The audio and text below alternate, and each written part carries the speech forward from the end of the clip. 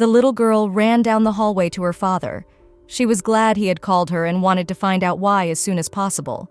She assumed that her father had called her because it was her birthday tomorrow. When she entered her father's office, she saw him standing near a chair with some man sitting in it, who said that the baby was finally here. The baby looked fearfully at her father. She didn't understand what was wrong or who this man was. She sensed that something bad was happening.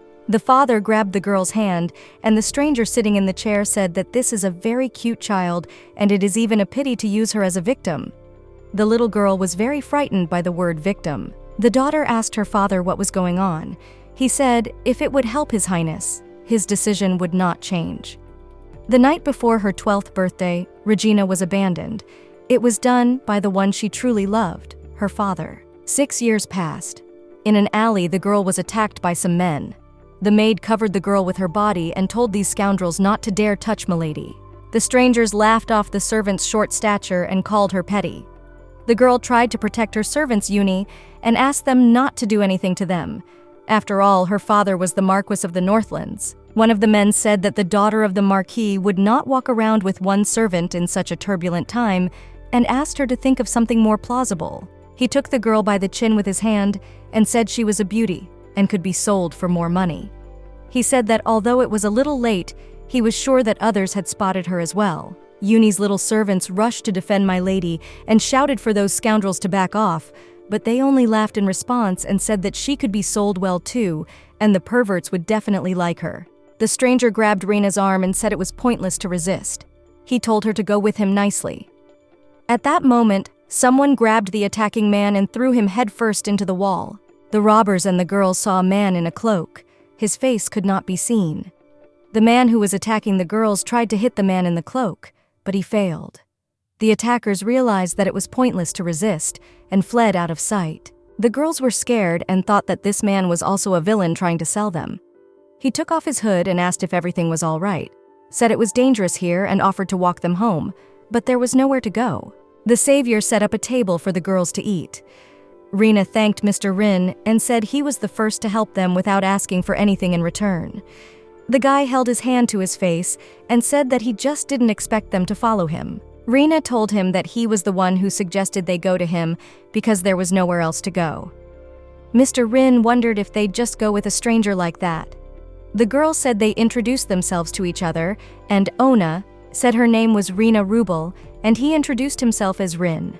The guy said that, knowing only the first name, they were still strangers. Reina said if he wanted them to leave, they would leave. Mr. Rin replied that wasn't what he was saying, and it was just thinking out loud. He asked not to take it personally. Uni's little helper said that he embarrassed them himself, and now he's telling them not to take it personally. Reina asked her to be quieter. Mr. Rin clarified with the girl. Earlier she said that Marquis Rubel is her father. He didn't hear that he has a daughter. The girl replied that officially yes, but who needed to know? Those knew the truth that there was a daughter in that family. Rin pondered that she could be an unofficial daughter, an illegitimate child. He asked why they shouldn't return home, although he didn't know all the circumstances. But life in the capital was much more chaotic, and the attack that happened to them could happen again. After all, she was conspicuous because she was beautiful. He said that because of her beauty, it was very easy to attract attention, and she could easily be sold for good money, and many asked for a fee to help. Reina assumed that he would want to charge them too. Mr. Rin realized that he must have scared the girl. He stood up, put the knife on the table in front of her, and said that she needed it for safety, and she could use it when it came in handy. But the young lady didn't know how to use that knife, so he said if he came near, she could stick that dagger in him. And he showed her how to do it by sticking the knife into a chicken that was on the table. He was about to leave. Reina followed and told the boy that he was too. Mr. Rin turned around in bewilderment and asked what she was talking about. The girl smiled and said that he was handsome too. He didn't understand why she brought it up and thought that maybe she wasn't very smart. During the night, Reina woke up to some noise. When she opened her eyes, she saw Mr. Reina hovering over her and holding his finger to her mouth, showing her to be quiet. She looked at him incomprehensibly and asked if she needed to stick a dagger in him now. He told the girls to hide under the bed now. The very men who had wanted to steal the girl and from whom Rin had saved them had burst into the bedroom. The villains called him a bastard and told him to give back the girl he had stolen. Rin said they were delusional and told them to fuck off good. One of the villains cut his palm and put a magic stone on the cut. They summoned the undead just to take one girl. A monster with red eyes and huge teeth appeared and tried to attack Mr. Rin. It drew its sword and began to fight back.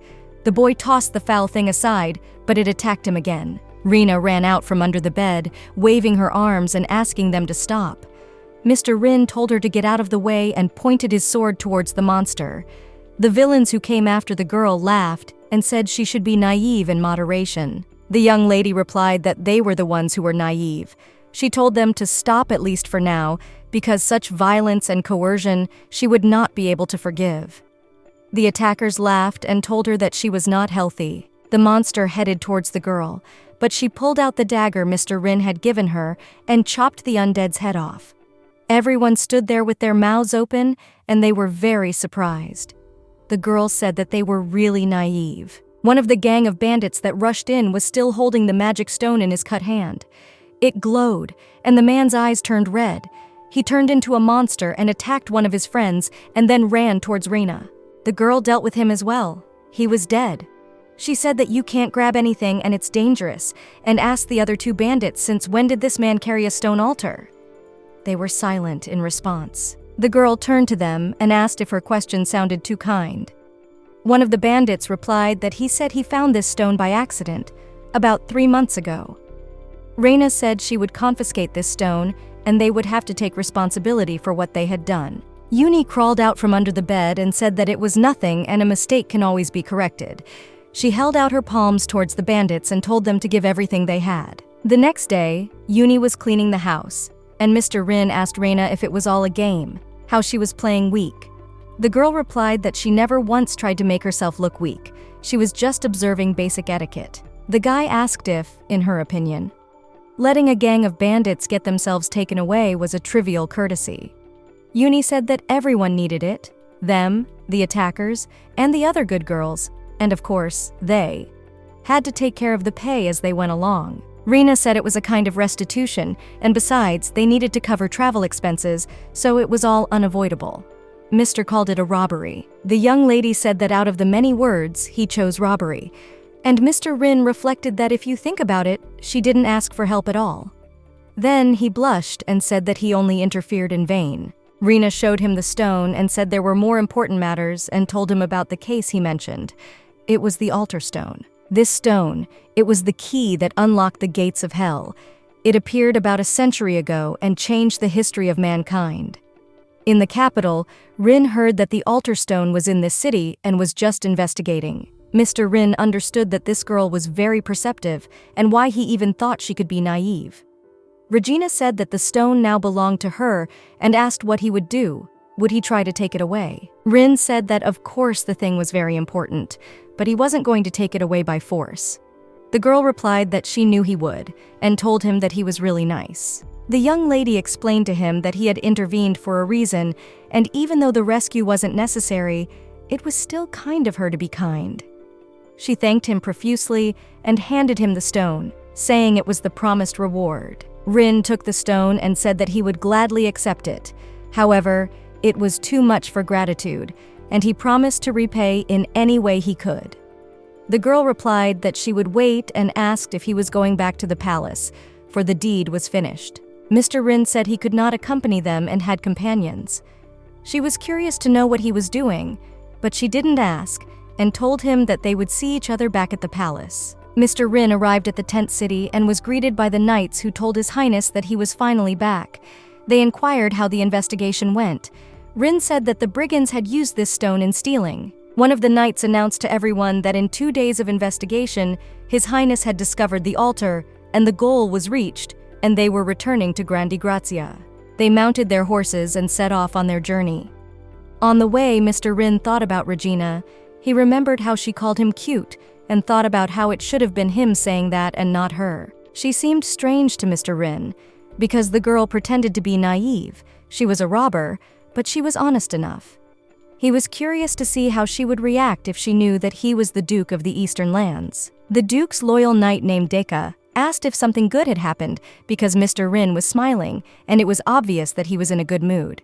The Duke asked his knight if Rubel had a daughter. The North and West had a rather tense relationship. The knight said he had heard that there was a daughter, and she died many years ago, and her name was Reina or Regina. The Duke realized that he thought she was an illegitimate daughter, and she turned out to be dead, and it turns out he had seen the ghost of Regina Rubel yesterday. He decided he would find out the next time he saw her. Regina and Uni rode in the carriage, and the servant said that it was not often that one met such an honest young man. They tried to guess what he might have been doing, for his clothes looked ragged. Uni asked the lady when they would meet her father at the palace. Where would she start the conversation? The young lady thought about it and said she would start by greeting him and asking if he had been doing well all this time, and then give him a chance to ask for forgiveness. Until the age of 6, Reina lived alone on a suburban estate. On the advice of the adults, the Viscount's wife had to distance herself from her daughter to focus on raising a successor. Little Regina was always surrounded by loneliness. Looking at the portrait of her parents, she only dreamed of the day when she could return home. She would talk to the portrait and tell her father and mother that she missed them. Time passed, and one day, in Regina's 6th year, she was called by a servant from the main manor because the order to return had come.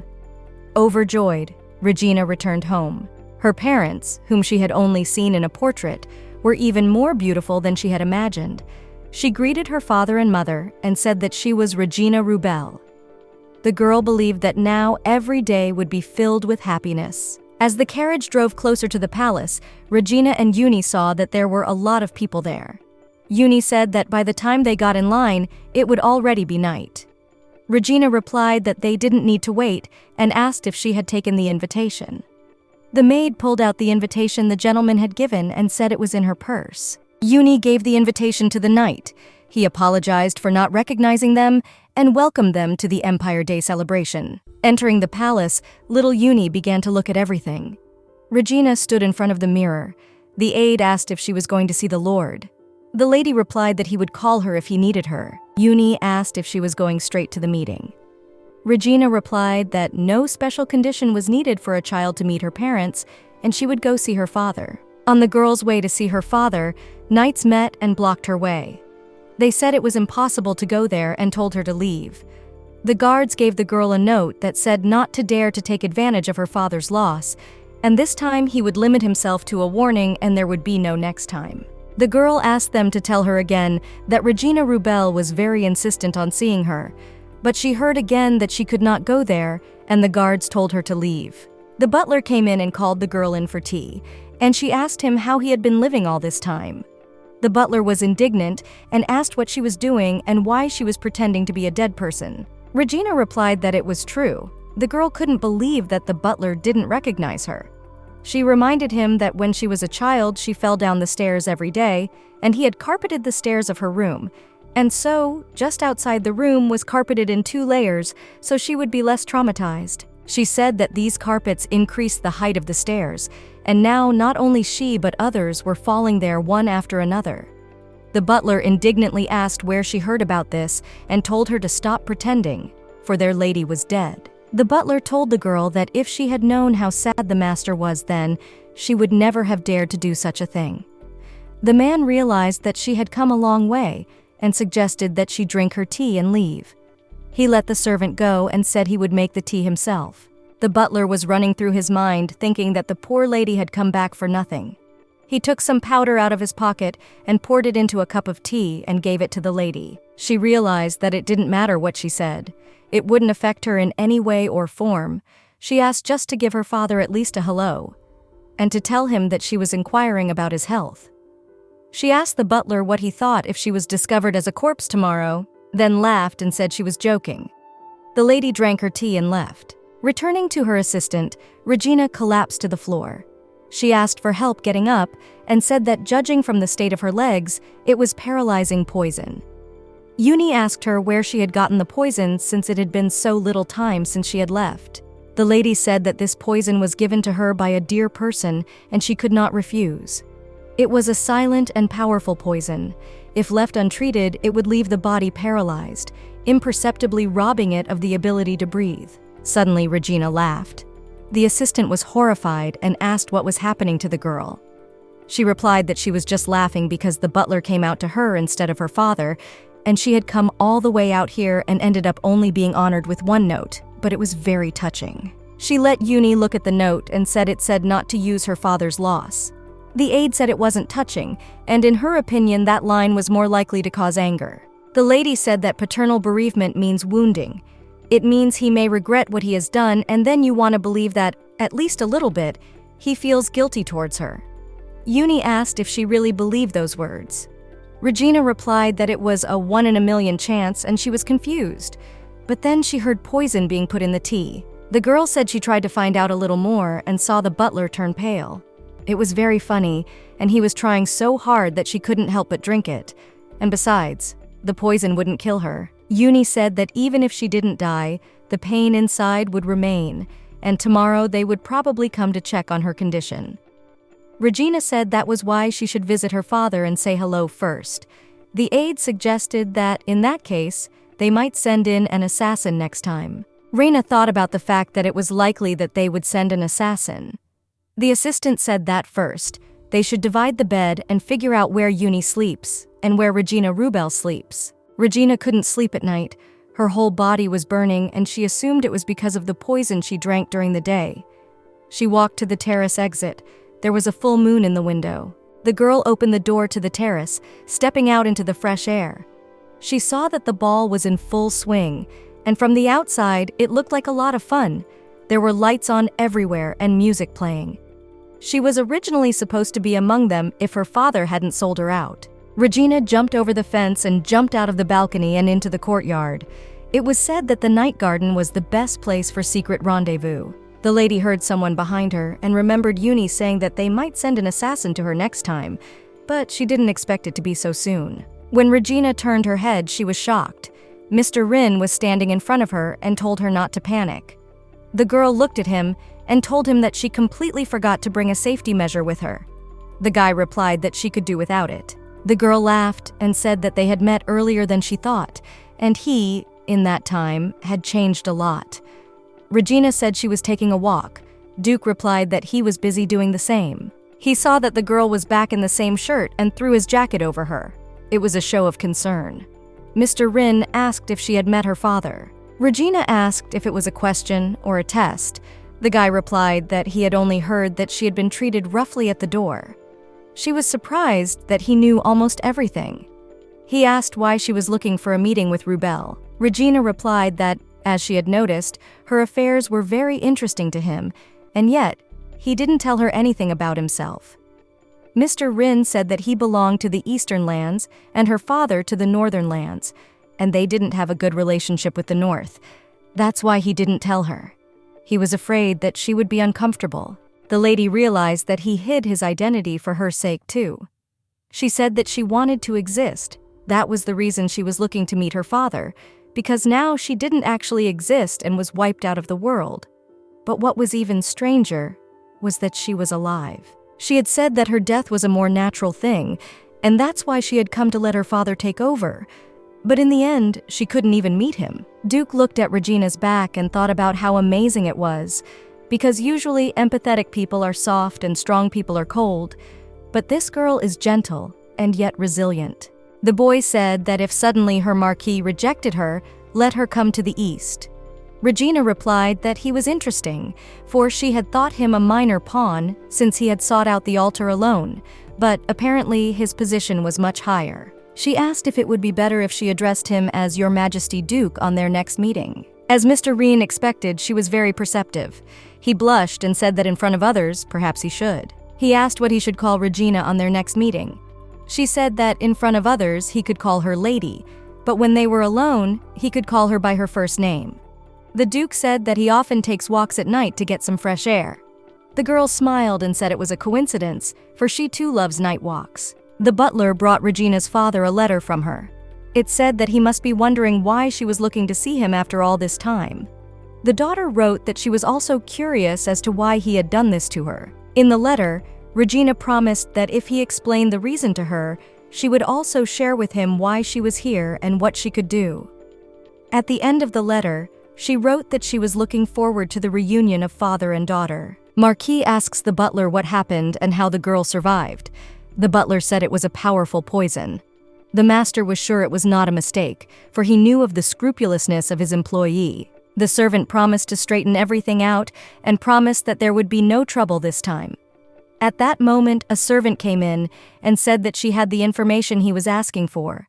She told him that Regina Rubel had been invited by the Duke of the Southern Lands. Marquis was shocked that she was invited by the Duke of the South personally.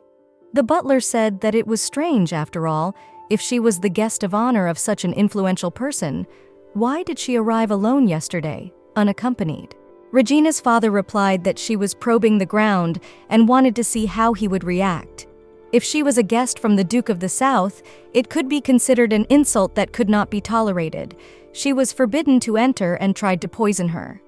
The Marquis said his daughter had become much smarter since they'd been away. He had no idea where she'd been. At the same moment, in the palace where the Duke of the Southern Lands was staying, he greeted Regina and her servants. The girl asked Duke Alice if he had slept well last night. The Duke called Regina a knight and said that she always surprises him because she did not notify him of her arrival. But yesterday, she had already visited the Marquis of Rubel and did not even tell him a word about it. Regina replied that she had nothing to say and apologized that she should have greeted him first. He replied that he wasn't asking for an apology, but that he was concerned about a bigger issue. He asked why a mercenary hired at great expense suddenly showed up in a skirt. Silent war. For several centuries in a row, there had been a war with the dead in the Southern Lands. This war began and ended in silent silence, and the reason was that the dead reacted to sound, their bone-dry bodies wandering across the field, staggering from side to side. But once the sounds were heard, they suddenly changed. Duke Alice was there, gripped by a sense of imminent defeat. He had overreached and there was nothing left of the troops. At the time, the Duke thought it was the end. He looked at Regina in her armor. She looked like she was going to die before anyone else. He was very sorry that even the children had to be sent away to war, and he couldn't show his support for the lives that were gone. He promised that he would at least protect her life for the rest of her life. But at the very last moment, before his death, a miracle happened. It was only then that the Duke of the Southern Lands realized that among the firewood that he had gathered with his own hands was a torch with a sacred fire. Duke Alice asked Regina to answer why she was now an ordinary woman. He asked if it was a real appearance. She responded by suggesting that he clear up the misunderstanding, for starters. She said that she had never made herself look like a man. Uni confirmed the girl's words and said that she only wore clothes appropriate to the occasion. The Duke realized that everything was as it was said.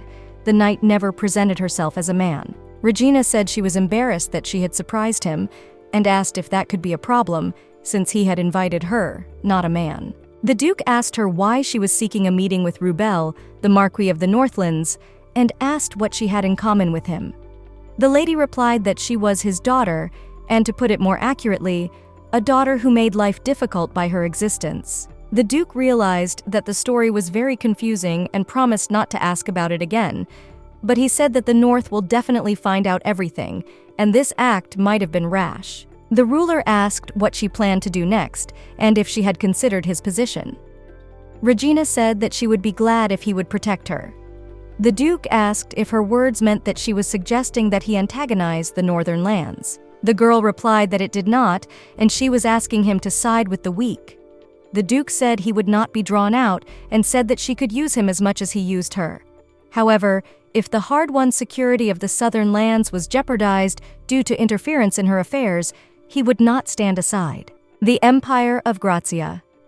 Thanks to the past Emperor Nihil, Grazia was reborn on the lands of the once-destroyed Kingdom of Grazia, centered on the capital city of Grandis Grazia.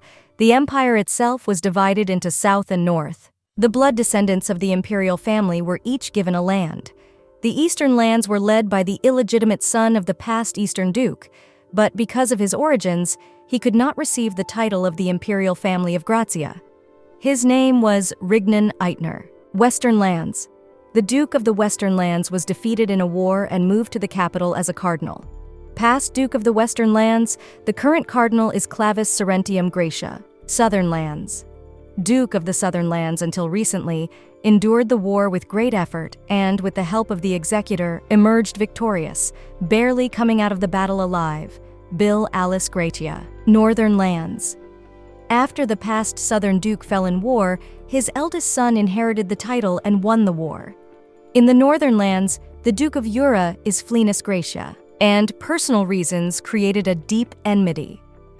One day, when the Empire of Grazia was 100 years old south, North and the Cardinal gathered in the hall to negotiate. Clavis asked Duke Alice what was done last night, for that was all everyone was talking about, for he had used some girl to make trouble for Marquis Rubel. Ura said that it was very frivolous to use a girl like any inferior rabble. Duke Alice asked if they had thought that everything had been deliberately conceived so that the North would sooner recognize this child and think over his act. Ura said that it didn't matter if it was real or a game. He asked why the South did an act that could shake the North's spirits. Duke Alice said in response that his insolence knew no bounds. Clavis intervened and told Alice that normally he wouldn't have missed such a thing and would not have flared up, and told him to save his reputation. Clavis asked why no one had called the East Duke to the negotiations. Alice replied that he was a pathetic brat, born of a slave, unworthy of the title of Duke, and there was nothing to call him. Everyone present agreed with his opinion. Clavis was glad that fortunately it was possible to change the subject. Suddenly, Mr. Rin abruptly burst into the meeting room. He held a servant by the hood and said that this boy had not told him about the gathering place until the last, and he asked the dukes if they were the ones who had ordered him to keep quiet. Clavis replied that the East Duke was just in time to arrive. Mr. Rin said that the mice were squeaking so hard at their secret gathering that they could be heard even outside the palace. He asked what they were discussing with such interest and put his foot on a servant lying on the floor. Alice asked what he was doing and said that if he wanted to sit at the round table, he must first learn manners. The guest who entered sat down in a chair and put his feet up on the table. Duke Alice was furious and considered Rignan Aeterner a rabid dog of the Eastern Lands and a bloody dog. Ura stood up and said he wouldn't stand for it anymore and left. The rest of the dukes did the same. After the meeting, Mr. Rin dismissed the servants, came to his chambers and lay down on his bed. He pondered that perhaps he had overdone it. After all, the Southern Duke was much older than he was, but it couldn't be helped. He thought it was better to receive hatred instead of neglect. He remembered the face of Anna, who he told his subordinate to find out everything about, and this girl was in the South Duke's guest, a close associate of the one who despises him, so it was all for nothing. She was an enemy. An hour before the Duke's negotiations began, Uni and Anna were walking down the corridor, the little servant saying that she wouldn't stay away, and they had been invited to cover themselves and were now making themselves look tough. Her gaze settled on a letter that lay by the door to Anna's chambers. She picked up the letter and saw that there was no sender listed. Uni had said it was fine that she was invited to the ball, but the girl was sure she was just being tested, and right now, no one in the Imperial Palace knew her, and it was unclear who the sender was, but if he had sincere intentions, he would have come to greet her first. Rena thought that this card was a test of how much she was aware of high society. If she ignored the invitation, she would be considered arrogant, and if she found a companion, she would be called calculating. Uni realized that whatever the lady chose, it would all turn against them, and asked how she would proceed.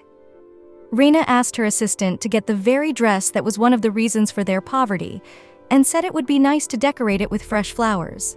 She wanted an embroidered fan and lavish jewelry. Ladies do not avoid controversy. As expected, today was the last day of the evening ball, so the scope was amazing. The guests were impressed to see a whole lake of champagne and thought that His Highness's sense of beauty was a gift from God. The guests were wondering if that rumored girl would come to the ball, and even if she didn't, they assumed everyone had already made a bet on exactly how she would show up. Clavis had told Mr. Ruveda that thanks to his meticulousness, tonight's ball promised to be more interesting. The guests froze in anticipation of this girl's appearance. The doors opened and Rena entered the ball. They looked at her and wondered how she could be so naive and discussed the way she was dressed. Clavis realized that this was Rena Rubel's child, and he wondered what she would do next. The girl walked leisurely down the hall. One of the guests laughed and said that it did not matter that she was beautiful because she had come to the evening alone, even unaccompanied, and said that the girl did not know a bit about etiquette. In response to his words, Rena only grinned, which surprised everyone. Clavis pondered that she had decided to play ahead of the game. He thought it was a bold strategy and pondered if she could pull it off alone. The woman turned to Rena and asked how dare she show up here. Realizing that Rena was not responding, she went to the manager and asked to be kicked out of this ball because she was not up to royal status. Clavis watched all this and laughed, their gazes crossed with Anna's. One of the guests, an outraged man, ran up to Rena and said that it shouldn't be that way for some girl to show up to the ball unauthorized and ran towards the lady. Rena pushed him away, he fell to the floor, and she revealed that she had a formal invitation. Clavis kept laughing and told Mr. Ruvid that it didn't look like anyone was going to get hurt and asked if that was why he had invited her. Rena could see that everyone around her was pissed off and knew that should be enough. She didn't know who had set this trap, but thanks to him, she was able to introduce herself. Mr. Ruvid walked up to Rena and thanked her for responding to the invitation. The lady realized that this was the man who had sent her the invitation and thanked him for inviting her. He kissed the girl's hand and asked if she was leaving. Rena replied that no one was asking her to dance, and unfortunately she had to bow out. Ruvid said that if she was sorry, let her stay longer, as she could dance with him. He grabbed Lady by the shoulders. She could not understand what was wrong with him, for he was very rude and tactless, and the people around were watching everything that was going on. Rena didn't realize who he was. This man was holding a glass in his hand, and he was being poured champagne. He asked Anna if she would have a drink before going dancing with him.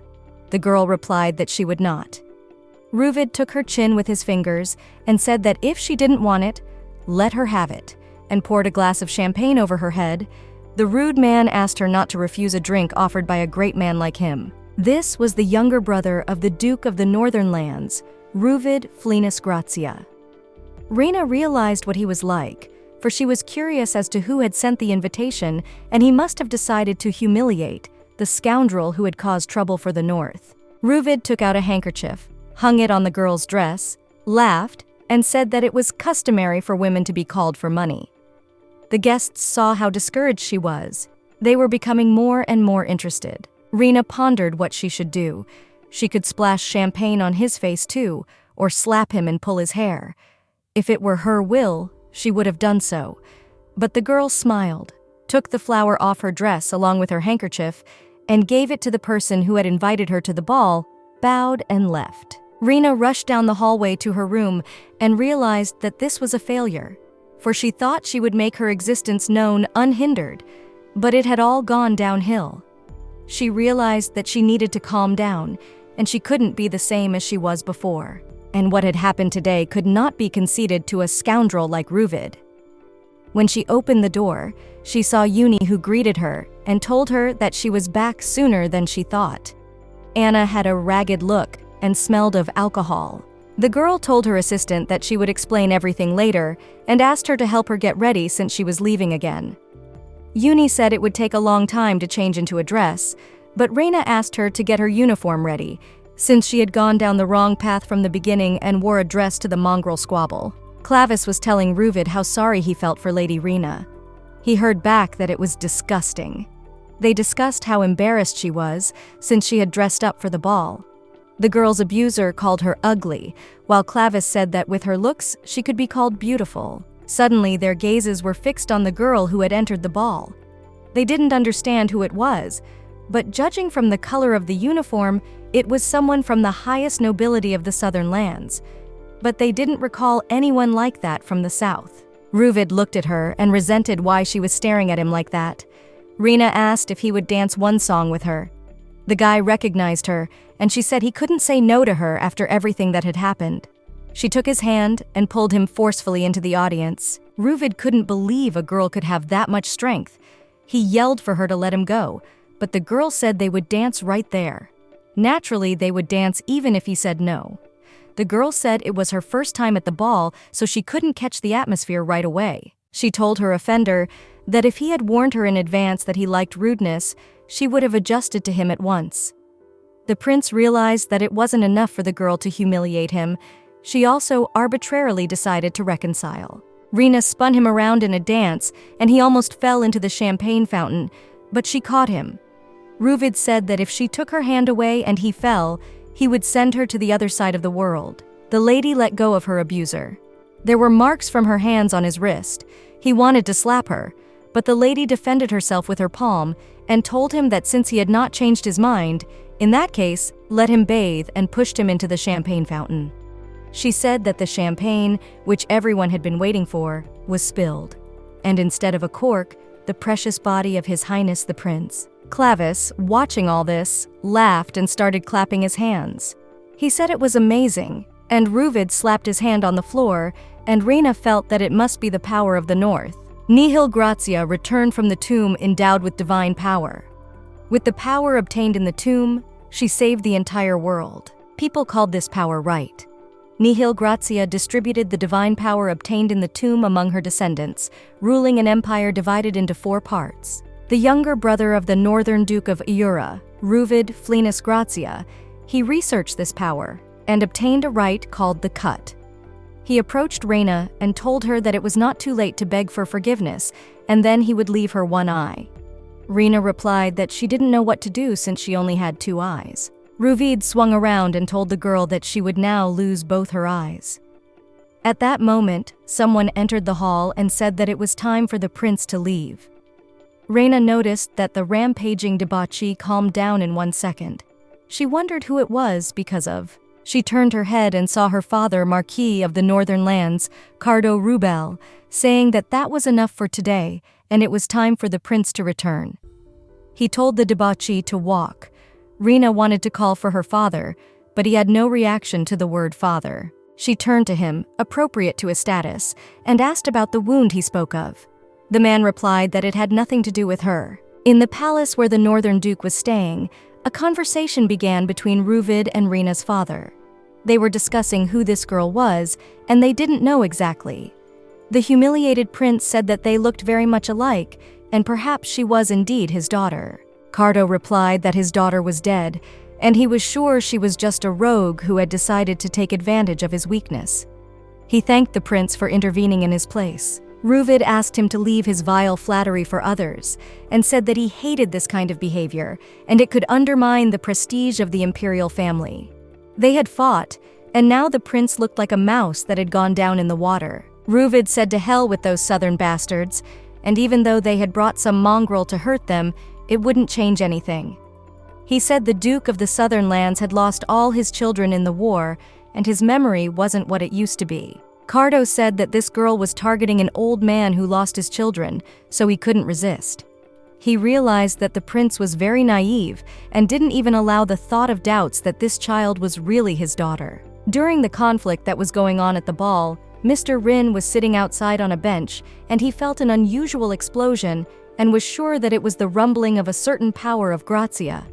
He realized that using the power in the palace, not even on the battlefield, was strange, and only a fool like Ruvid, the younger brother of the Duke of the Northern Lands, would be capable of such an idiotic act. He thought that perhaps he was even more of a fool for having waited aimlessly for an hour. He heard a voice behind him saying that he was still here today. Turning his head, the Duke saw Rena, who greeted him. The lad noticed that she wasn't wearing a nightgown today and asked if she had attended any of the festivities. The lady responded by offering to talk about something interesting. Rin noticed that Rena looked very tired and suggested that something might have happened. He realized that he owed it to her to tell her everything. Rena asked him if he had been waiting for her all this time. The Duke replied that it was true, and he had indeed been waiting and said that he should say goodbye. The girl looked at him in bewilderment and didn't understand why he was saying that. He warned that there would be no more night walks and asked her to forget about her meeting him here. Rin went on to talk about what he had heard, that she was a guest of the Duke of the Southern Lands. Rena explained that she wasn't hiding it on purpose. The Duke replied that he knew she was a good person. However, he should treat her like a dog brat from now on. Rignan explained that a few months ago, the Emperor had issued a decree to select and bring in the bravest knights. He assumed that must be the reason the Duke of the Southern Lands had invited her. Guy explained that the Emperor would order the expansion of the Empire's borders, and the North, South, and West, who had strained relations, might clash on the battlefield. The Duke said that there was a high probability that they would attack each other in time of invasion, and therefore he and she were sworn enemies.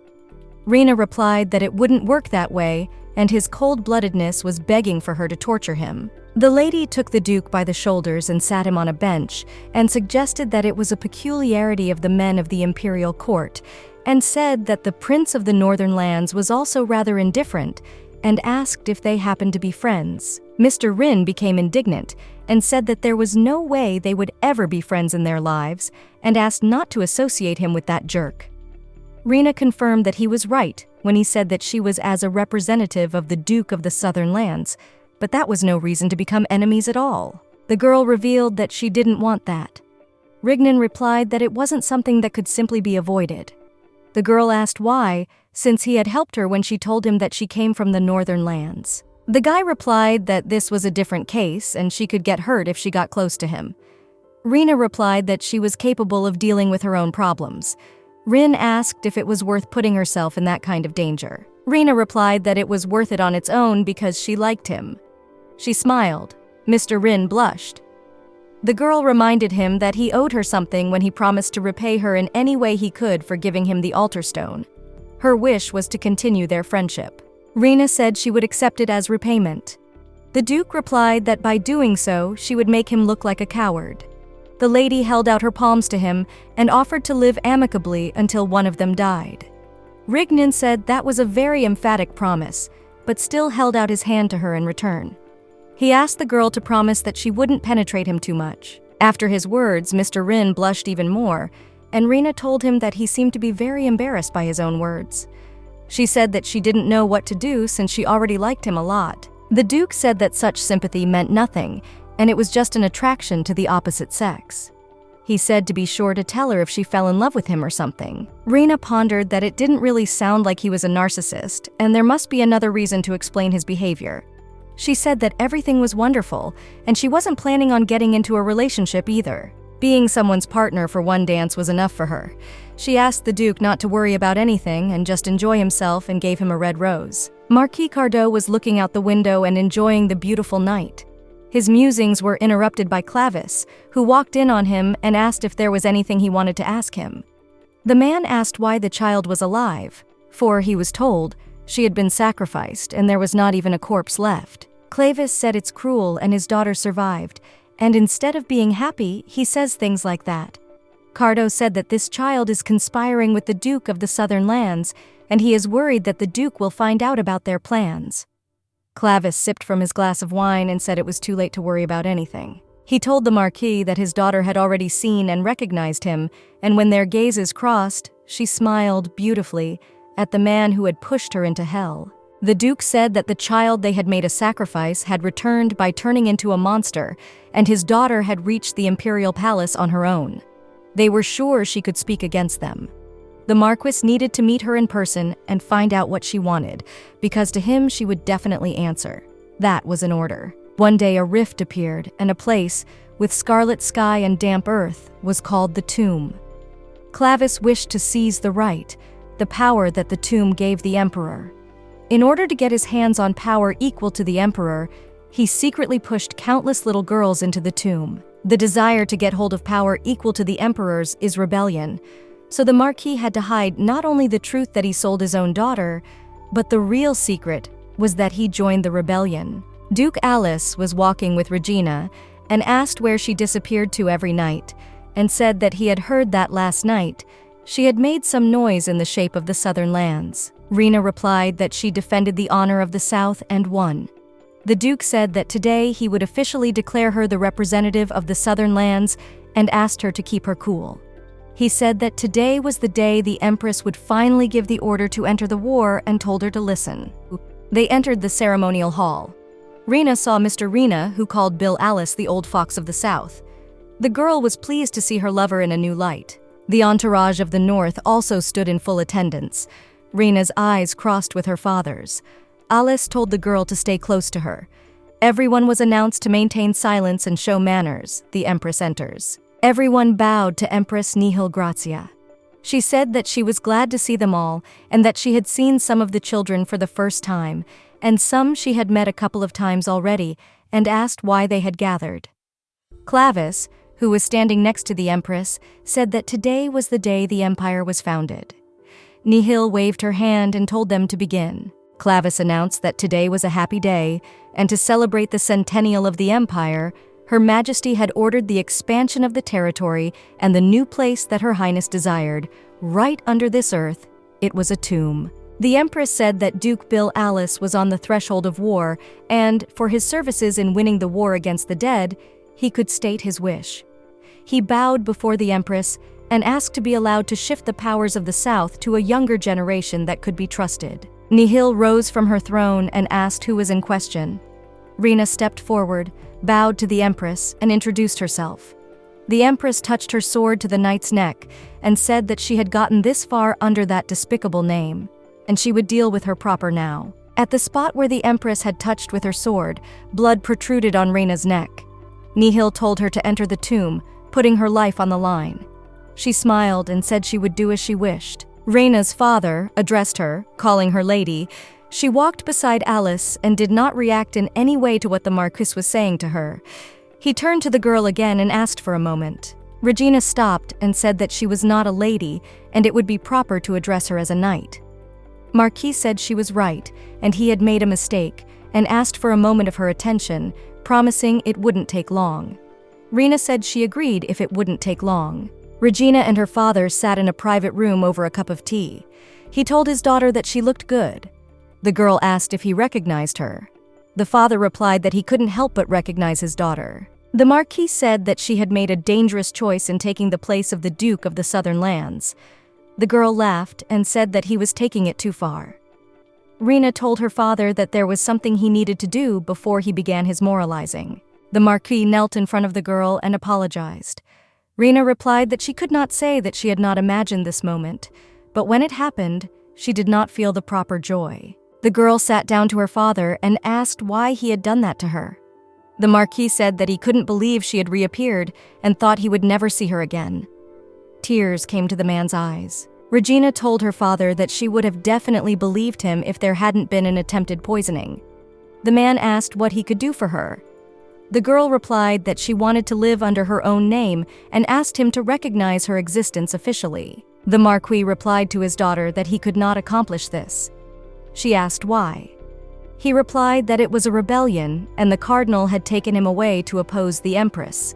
If the truth were revealed, she would become the rebel's daughter. He held her hands and promised to give her a new life, more noble than the title of daughter of a marquis, in no way inferior in luxury to the Imperial family. Regina replied that even if that became the key to rebellion, she would live under her own name. The girl said she knew he wanted to get rid of her like that. The man realized that she was clearly reading his mind and his role of doting father didn't work. He told his daughter to tell her what she wanted to say. Regina picked up a knife from the table, put it in her father's hands, and said she was giving him a chance to kill her. She said that he has time before she takes over the tomb, and in that time, she won't retaliate or make it public. But if he can't kill her before then, she'll kill him herself. But before that, he'll acknowledge her existence and then she can forgive him too. Kill, die, or else confess. Cardo asked his daughter if she had to do that. She wanted to ask him the same question. Now her father was playing the unhappy man, and before that he fed poison to his returning daughter. Rina remembered that everything was happening just as it had 6 years ago. Little Rina was left all alone on the street. She did not realize where she was, because not so long ago she was at home. She had to experience a terrible thing, such that it was impossible to understand whether it was reality or illusion. Then a stranger came to the little girl, and realizing that the girl was alone, sold her to some woman. Rina was very scared and didn't realize what this place was. The little girl cried and said that she was from the aristocracy, the daughter of Viscount Rubel, and asked to be taken home. The woman to whom the girl had been sold asked if she could write.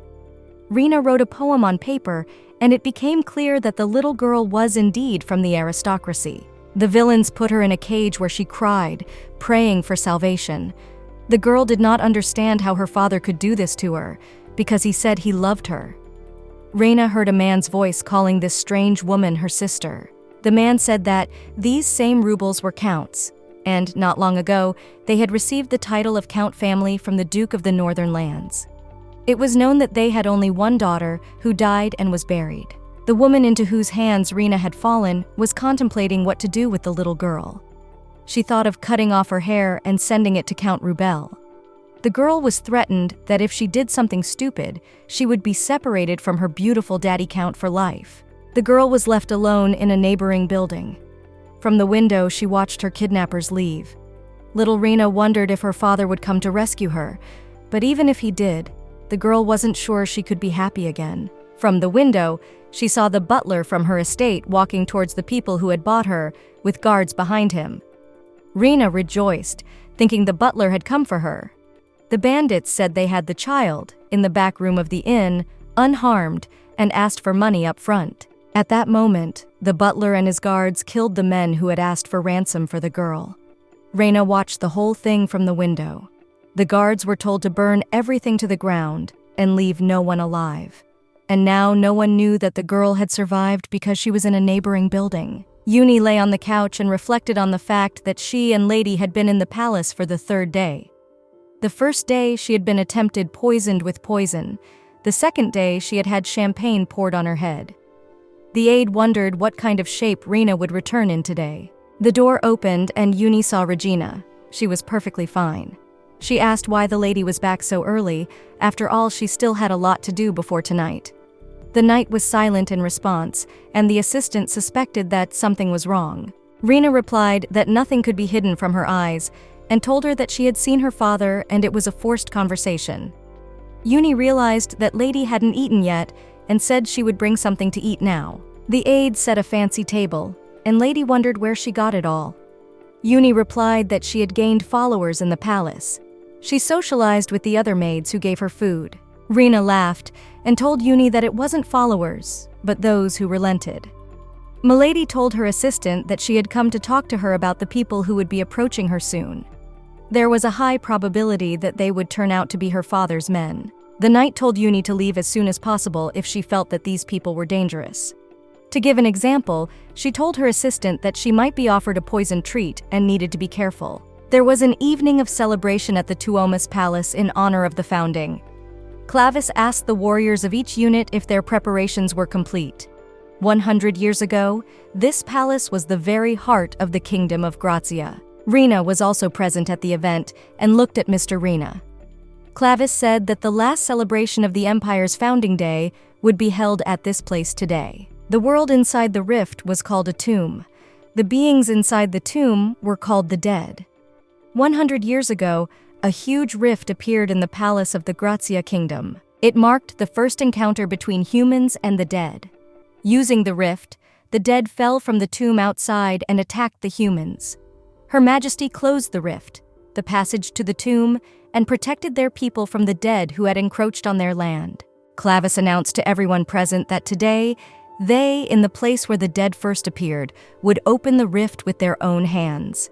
He told all those who had collected the altar stones that could open the rift that they had done a good job, and told them to obey the order of Her Majesty the Empress. Clavis announced that it was time to conquer the tomb. O slashed his palm with his dagger, and blood spurted onto the magical stones. The rift opened, and the dead rushed from there. Regina approached and addressed Duke Rignan Aeterner, saying this was their first meeting, and introduced herself as Regina Rubel from the Southern Lands. The lady expressed great gratitude for saving His Highness the Duke of the Southern Lands. Ruvid watched all this action and was very furious. Mr. Rin said there was no need to thank him for that, and he and his entourage were heading back. Regina turned to Ruvid and asked him not to lose his dignity, or if he didn't have any, to at least have some manners. Ruvid turned and said they had unfinished business. The prince wanted to avenge his humiliation in the champagne fountain and use his power against the lady he called a dog. But he was taken by the head by Clavis and told that it was time for him to leave, for his elder brother was already busy returning. The men of the Northlands were already at the gate, and Mr. Ruvid ran after them, shouting for Regina not to dare think she had got off so lightly and promising that they would meet again. Clavis said that Ruvid was such a cutie and had been trained so hard that he didn't even know he was a dog himself. Clavis greeted Rena and said that they hadn't seen each other in a while. He grabbed Lady's hand and she told him to let go, because you could get hurt. The cardinal told the lady that he really wanted to see her. The knight replied that it was very tiring and asked him not to pretend that they were close after a couple of meetings. Clavis noticed that when she said that, he really wanted to get to know her better. The lady said that she didn't know what to do, since she wasn't interested in him with everything. Regina jerked the arm that Clavis was holding her, turned around and left. In her room, Rena changed into her dress. Uni asked if she had just gotten there and was leaving again. The lady asked the assistant to pretend she didn't see her, and in return she would be forgiven for eating candy at this time. Uni told that these candies were given to her by the butler. She did everything as the lady said, trying to get close to the butler. Rena praised the little helper and told her to talk about all the topics that would be interesting to the interlocutor. Rena went out to the terrace, climbed on the railing, and asked her assistant to make sure no one knew about her nightly walks. She jumped off the terrace and headed out for a walk, looking for Mr. Rena. When they met, the Duke said that now the Regina he knew was back. Looking at the girl's uniform, he finally realized that she was indeed a representative of the southern lands. Rena replied that she too was surprised to see him there and said that he acted like a son of a dog. The girl added that son wasn't a very appropriate word and he was more like a puppy. Mr. Rin blushed and said it was the same thing. The knight asked the Duke if he would go personally to conquer the tomb. Rin replied that he would have to and assumed that she would also go personally as the representative of the Duke of the Southern Lands. Rena replied that she had been called there on that condition from the beginning. Rignan asked if she could handle it. The lady looked at the Duke and realized that he was worried about her. Rin said he didn't doubt her abilities, but the Knights of the South didn't seem reliable, though they were said to have a lot of experience. Mr. Rin told the lady that he was worried about her, as this was nothing like an earthly battle. The lady replied that it was fine, and he really shouldn't worry. Somewhere in the back of her mind, Rena was even very glad, for the tomb she had been sent to as a child was quite like home. 6 years ago, Clavis had pushed little Rena into the tomb and told her that she was about to meet the dead.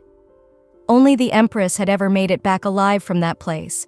Many people had been sent there, hoping to find out what the place was, but no one had come back. Then Clavis made a condition that the little girl, who was raised in care as the Empress, would return safe and sound and become as great as the Empress, and he would wait here. He left the little girl shouting after her that when she returned, she could take revenge on him. In Tuomas's palace, the rift had been opened. Guards stood around it. Ruvid thought it was a diabolical act to open the rift no matter what. Clavis told Ruvid that time does not run forward in the tomb.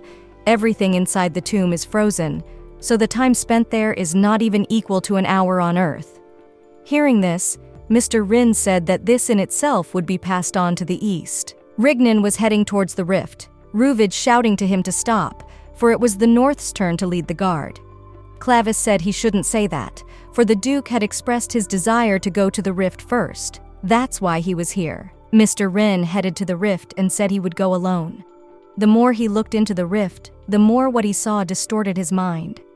Duke's skin was burning, but the silver ring on his finger didn't react in any way.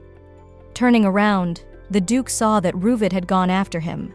In the Southern Branch Palace, Rena with Junie stood at Duke Alice's desk and asked what had happened to the Southern Knight Order, and where all the knights who participated in the Silent War had gone. Bill Alice answered that the consequences of the war, just as ruthless as the war itself, and the knights regulated the situation in the South, so the squad is composed of people with little experience, and yet the entire staff was assembled from the descendants of noble families. The Duke gave Rena a list of names of the knightly order. Looking there, she saw that they were all from the family of the famous. However, these people, they were just abandoned children and there was no hope of returning alive. So the parents would send the children that were not needed, and if there were no such children, they would take foster children. The Duke told Renee that she could do whatever she wanted with them, but just not treat them as abandoned. He explained that he had put her in charge of the Southern Division just so they wouldn't be abandoned. After all, she was the only one he could trust. Alice asked her to take care of those children. Rena replied that if he asked, she would do her best, follow orders, and bring back the good name of the Southern Army. Regina walked into the training room of the Southern Army. The knights said they could not recognize her as commander-in-chief. The lady replied that the Duke of the Southern Lands himself appointed her to the position. Rena asked what reason they had for not wanting to recognize her as commander-in-chief. The knight replied that they couldn't trust her because she was too young and her origins were unknown, and besides, she was a woman. Rena said that the knights have no choice, and they can complain to the Duke about it if they wish. The knight was furious and wanted to attack her. A conflict was brewing. Rignon and Ruvid were talking while inside the tomb and almost started to fight. At that moment, stones fell from above. The boys didn't realize what was happening. Rignon rode off on his horse in the other direction, and Ruvid rushed after him. They came to the edge of the cliff and saw a strange castle. It was oddly shaped, with no gates, no canals, and it was in a place where only dead people lived. Mr. Rin realized that it was probably the castle where the king of the dead lived. The Duke saw dead people walking on all sides around the castle, and there were a lot of them. Rignon and Ruvid made the decision to go back. After returning from the tomb, the Duke of the Eastern Land sat in his study. He talked about the strange sight he had seen in the tomb. It all looked as if all the dead people were being made in the castle. Because of the vast and confusing landscape, the Duke and the Prince had to wander for a long time before they returned. The tomb was too different from the surface of the earth. The knight reported to Mr. Rin that there was a strange peculiarity, and from the time they entered the rift and came out, only 15 minutes had passed. The Duke was surprised, as he and Ruvid had wandered there for at least 3 hours. Rignon remembered what Clavis had said about time stopping flowing in the tomb, and realized that the words about another passage of time were true. Both the enemy and the location were unknown. The knight reported to the Duke that there was more news. A knight of the south had attacked Miss Rena with a sword, and the wound was quite serious. Rignon stood up abruptly, slapped the table, and asked how the lady was feeling. The subordinate told the Duke that the lady was unhurt, but the attacking knight was abused by Miss Rena and was in serious condition. Uni asked Regina what happened in the training room and said that Lady finally punished all those scoundrels. Rena said it was all silly rumors and the knight fell on his own. That made the little helper a little upset. The protagonist was drinking tea and thinking about how little time was left before the tomb trek, and it bothered her that the Knights of the South were still a bunch of youngsters. At that moment, Uni held out to the lady an invitation from the cardinal for a formal dinner. This invitation was addressed to Rena, Rignon, and Ruvid. Clavis wrote that he hoped they would join and enjoy a formal dinner with him. Rena arrived at the dinner and sat next to her significant other, Mr. Rignon. Clavis turned to the girl and said that he had heard rumors about how she was particularly friendly with the Order of Knights. The girl asked what reason she had been called here. Clavis replied that a full-fledged march on the tomb was about to unfold, and everyone knew how important the advanced detachment of the First Passage was. The Cardinal offered to lead that squad to the south. Rignon and Ruvid were shocked at these words. Clavis told Renee to lead the squad and lead north and east. The protagonist asked if that was an order. Clavis replied that without her consent, this order was not valid. Thus, the Cardinal wanted to trap Rena and kill her to help her father finish what he had started. Clavis continued to tell those sitting at the table that today, Prince Ruvid and the Duke of the East were the first to visit the tomb and told them that the landscape there was very strange. The Cardinal thought it best to attack familiar opponents first. He was referring to the newborns. In the past, during the Silent War, the South had fought the dead to the last man. The Cardinal felt they should have gotten to know them well in that time, and decided he would give the South a chance to wash away their shame. Clavis watched Regina's reaction carefully. He wondered what she would choose. The girl replied that she would be honored to go to the front lines in her first military campaign. Rena said that in return, she would have a request to change the date of the trek and go in 2 days. At night, Regina met again for the hike with Mr. Rena. He was curious as to why the hike had to be in 2 days. The lady replied that if there was enough time, her father would prepare another trap. Because the East was still making preparations for the military march, Rena's act embarrassed Rignon and caused difficulties. The girl felt guilty in front of the Duke. Mr. Rin told the protagonist that the more difficult it was, the more interesting it was to watch her. Regina asked what kind of person he thought she was. Rignan replied that she was a strange person and immediately took back what he said. Rina laughed. The Duke said he believed in her and hoped the girl would not get hurt. The lady also hoped he wouldn't be hurt and asked him to listen carefully to the information that was related to the military campaign. The next day, Rina was preparing for a solo trek to the tomb. After hearing about it, Duke Alice rushed over to her. He said that this had never happened before and she would be the first and last to do such a thing. Rina laughed and said she would be honored to be the only one in history. Bill Alice got even angrier because of these jokes. He thought that Rina should have brought the knights from the south with her. It was obvious that the Duke was very worried about the main character. Regina walked up to him and told him to have faith in her, for her victory would be their common victory. Clavis stood at the entrance to the tomb where Rina Rubel was headed. He said he hoped for her, and, for the glory of the Empress, sent the girl to new horizons. There was a book in the Empire about what lies beyond this rift. It was the story of a quest to the tomb of Empress Nihil Grazia. From the rift split like lightning, creatures that no one had ever seen before emerged. Nihil was the last of the Grazia family. She took the sword and jumped into the rift. Waiting for her at the very edge of the gorge were 5 kings, long dead and buried.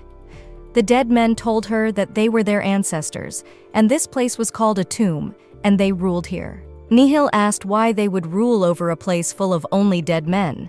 The kings who ruled the age continued to hold power even after death because their passion could not be consumed even by death. The dead once again coveted the surface of the earth. Nihil said that this surface belonged to the living. The dead kings believed that all these lands belonged to them, and they left nothing as an inheritance to the humans. The dead in the tomb had no eyes or nose, but their ears possessed a terrifying sensitivity. Should they catch the slightest sound, they would rush like arrows and mindlessly tear their prey apart. The one who commanded these dead men was one of the 5 kings, the king who had absorbed the first shriek. When Nihil met him, she asked why his people could not see. In response, the Empress heard that they were a people filled with regrets and could not look at the world straight on. Their punishment was to live over and over what they regretted the most. When Nihil Grazia chopped the king, a shining heart fell out of him. She was about to touch that heart with the tip of her sword, but the king, who had turned into a black shadow, snatched the heart and disappeared. The king, who had absorbed the first shriek, clutched his heart in his hands and hid in the very depths of the castle. Regina continued to move through the tomb. The closer she was to the castle, the denser the rows of dead people were. She wanted to slip through quietly, but the path was too narrow. Rina saw an arrow fly into the rock, and all the dead went that way, reacting to the sound. The girl realized that thanks to the arrow, the path was cleared. Regina saw Mr. Rin on the rock. He was the one who fired that arrow and helped her. The knight told Regnan that at this rate, the South could take all the honors. Duke Rin announced to all his knights that they would not be going to the castle, but were going after the trophy. On their last night out, Regina asked Regnan not to go to the castle, and he listened to her. From above, arrows were fired at the protagonist, on which she saw the seal of the North. Her father gave the order to shoot his own daughter. Rina was covered by dead men from the arrows. They were all aimed at the girl. The protagonist realized that her father had come to kill her. Regina shouted loudly for all the dead people to head in her direction. The protagonist got lost in a bunch of monsters, and her father couldn't see her anymore. One of the knights was telling Cardo Rubel that more dead people were approaching them. Rina's father put the command in his subordinate's hands and said he had somewhere to go. At the cliff, Regina met her father, who noticed that she had hurt herself and said she looked pathetic, unlike the one who was swearing at the top of her throat. Cardo Rubel was walking towards his daughter with the desire to kill her. The protagonist said that she wanted to live, wanted to exist under the name Reina Rubel.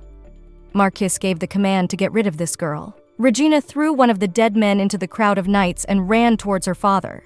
She swung a dagger at him and told him he had failed again in his attempt to kill her. The girl didn't stick the dagger into her father, but into the rock. Rina pushed her father off the cliff, his eyes full of terror. The daughter did not let him fall and pulled him out, saying that she decided to play a trick on him. The girl promised Cardo Rubel that she would not eliminate him until the trek to the tomb was over. Rina's father realized that she was going to play a trick on him from the beginning. The girl told her father to turn around and look at the dead people. They became like this because they killed their children. Cardo had disowned his child for his own well-being. Regina thought it was funny that so many people had gotten rid of their own children with their own hands. Rena told her father that she didn't think he was a monster or a devil, and that he was just a common coward. Cardo replied that she was right. The man rose from his knees and walked over to his daughter. Cardo told Regina that a weak man would only bow his knee to a monster. He took the girl by the shoulders, and she felt the poison that was in her father's ring enter her body. The father pushed Regina into the abyss. Looking after his falling daughter, he said that he wanted to make sure what her nature was and promised that if she survived and came back again, he would recognize that she had indeed turned monster. Cardo returned to Ruvid and told him that the ranks of the dead weren't thinning, and it was pointless to continue fighting. They must return. The prince responded with outrage and said that the North doesn't know what it is to retreat.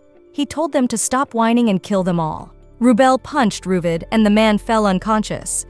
Cardo threw the prince onto his horse and apologized for his tactlessness. One of the knights shouted that the castle was beginning to collapse. Rubel didn't realize what was wrong. The place where the castle stood turned into a swamp, and all the dead people disappeared. Cardo ordered the entire state to drop everything they were doing and dig up the ground looking for trophies. The troops of the North dug the ground looking for the trophies for 5 days, but they couldn't find anything. Cardo decided that they would have to return empty-handed. He believed that the most important thing was the result, and considering that there was no sign of the East or South's army in those 5 days, he decided that they were all dead. Rubel told them to end the search. He decided that they would return and declare victory for the North. When they returned from the rift to Tuom's palace, they were sure they were returning victorious. Clavis noticed that there were very many wounded, but the North returned empty-handed. Cardo said that the castle suddenly collapsed and they couldn't find anything. However, they were the only ones to return alive. Clavis saw someone else coming from the rift. Cardo could not believe his eyes, for he was sure that all the others had been destroyed. Mr. Rignan had returned with the East's troops and brought the spoils with him. The armies of the East had had a hard time. As trophies, the Eastern troops brought back a huge amount of gold. Clavis said that this is what is great about going to the tomb, because you don't have to wait long for results. The army of the East spent 11 days in the tomb, while the army of the North spent 7 days. As Clavis expected, time flowed differently for everyone inside the tomb. He noted that the North returned 4 days earlier than the East, and even empty-handed. Cardo said that instead of a castle, there was only a black swamp and no jewels or the king's heart. Clavis replied that it had been empty before and that someone had gotten the king's heart in just 1 day. Cardo Rubel wondered who was ahead of them. Turning around, Rubel saw Regina. Her father could not believe she was alive, for he had personally injected her with the deadly poison and had seen her fall from the cliff with his own eyes. He thought his daughter was a monster, a devil, and wanted to understand what trick she had used. Cardo didn't believe it and asked to see the king's heart that the deputy duke of the southern lands had brought. He wanted to make sure. Clavis told the servant to bring the king's heart. Cardo looked at the ring and said it couldn't be the king's heart. Clavis recalled the biography of the empress, which said that when she pierced the king, a shining heart fell to the ground, and the king put his own heart on his finger and hid deep in the castle. Cardo continued to be indignant and said that this was impossible. The cardinal said that the empress had already personally checked everything, praised Knight Rena, and gave her the silver key. Clavis ordered Rubel to go to the main palace and deliver the news of the victor on behalf of the South and Knight Rena. The man was horrified and thought it was all some kind of joke by the devil back from hell. He had failed utterly. Cardo Rubel lay in his bed and reflected on the fact that the years were taking their toll and his shoulder was taking longer to recover. Not like it used to. Next to him was his son, whose name was Angie Rubel. The younger Rubel was talking about the victor of a military campaign. It seemed to him that this woman really looked like his dead sister. Angie thought he was naive, too weak. He wanted to be at least half as good as his sister. During another night out, Rignan told Renee that there were rumors that she had died on a hike and the Marquis had pushed her off a cliff. The girl laughed and asked who told him such a ghastly thing. Regina. wanted to calm Mr. Rin down. He took her hand and asked her again if Marquis really pushed her off the cliff. The girl replied that she would tell her story in front of everyone anyway, and asked the Duke to tell her how he spent his time in the tomb. On the first day, Regina led the army of the Eastern lands to where the castle was clearly visible, but suddenly it began to fall apart before his eyes. Underneath the structure, a passage underground was revealed. The underground cavern was filled with jewels, just as Regina had said. 2 days before the trek, Regina told Mr. Rin to listen to her carefully because it involved going to the tomb. The girl said that only she could capture the castle of the king who absorbed the first shriek. At that moment, the protagonist couldn't give more details, but she explained how to get to the treasure place. Regina said that when she captured the castle, it would collapse, and it would be necessary to go underground to take care of the treasure. Regina and his army stayed in the gorge for 11 days, took the spoils, and returned. The Duke wondered how Regina knew all this, but he realized it was useless to ask. Mr. Rin thanked Regina and said that she had helped them a lot. In response, the girl smiled and said she wasn't worth thanking. Regina suggested that Regina make an alliance. He wanted to officially team up with the girl to conquer the tomb as the master of the Eastern lands. The protagonist thanked for the offer and said that helping each other with small things would be more than enough. Mr. Rin had said that small help wasn't enough for the two of them. Regina wasn't sure if she needed help from the East. In the tomb, they would hardly be of any use to each other, however. Outside of it, things were different. The Imperial Palace was as much a battlefield as the tomb, but Regina was up against the influence of the North, and the Duke of the Southern Lands did not have the proper power. The Knight Order of the South wasn't even worth talking about. Mr. Rin said that what was far more important was that no matter how Regina proved herself in the tomb, outside the tomb, she was always a stranger. The protagonist stumped Mr. Rin by asking if he was a stranger.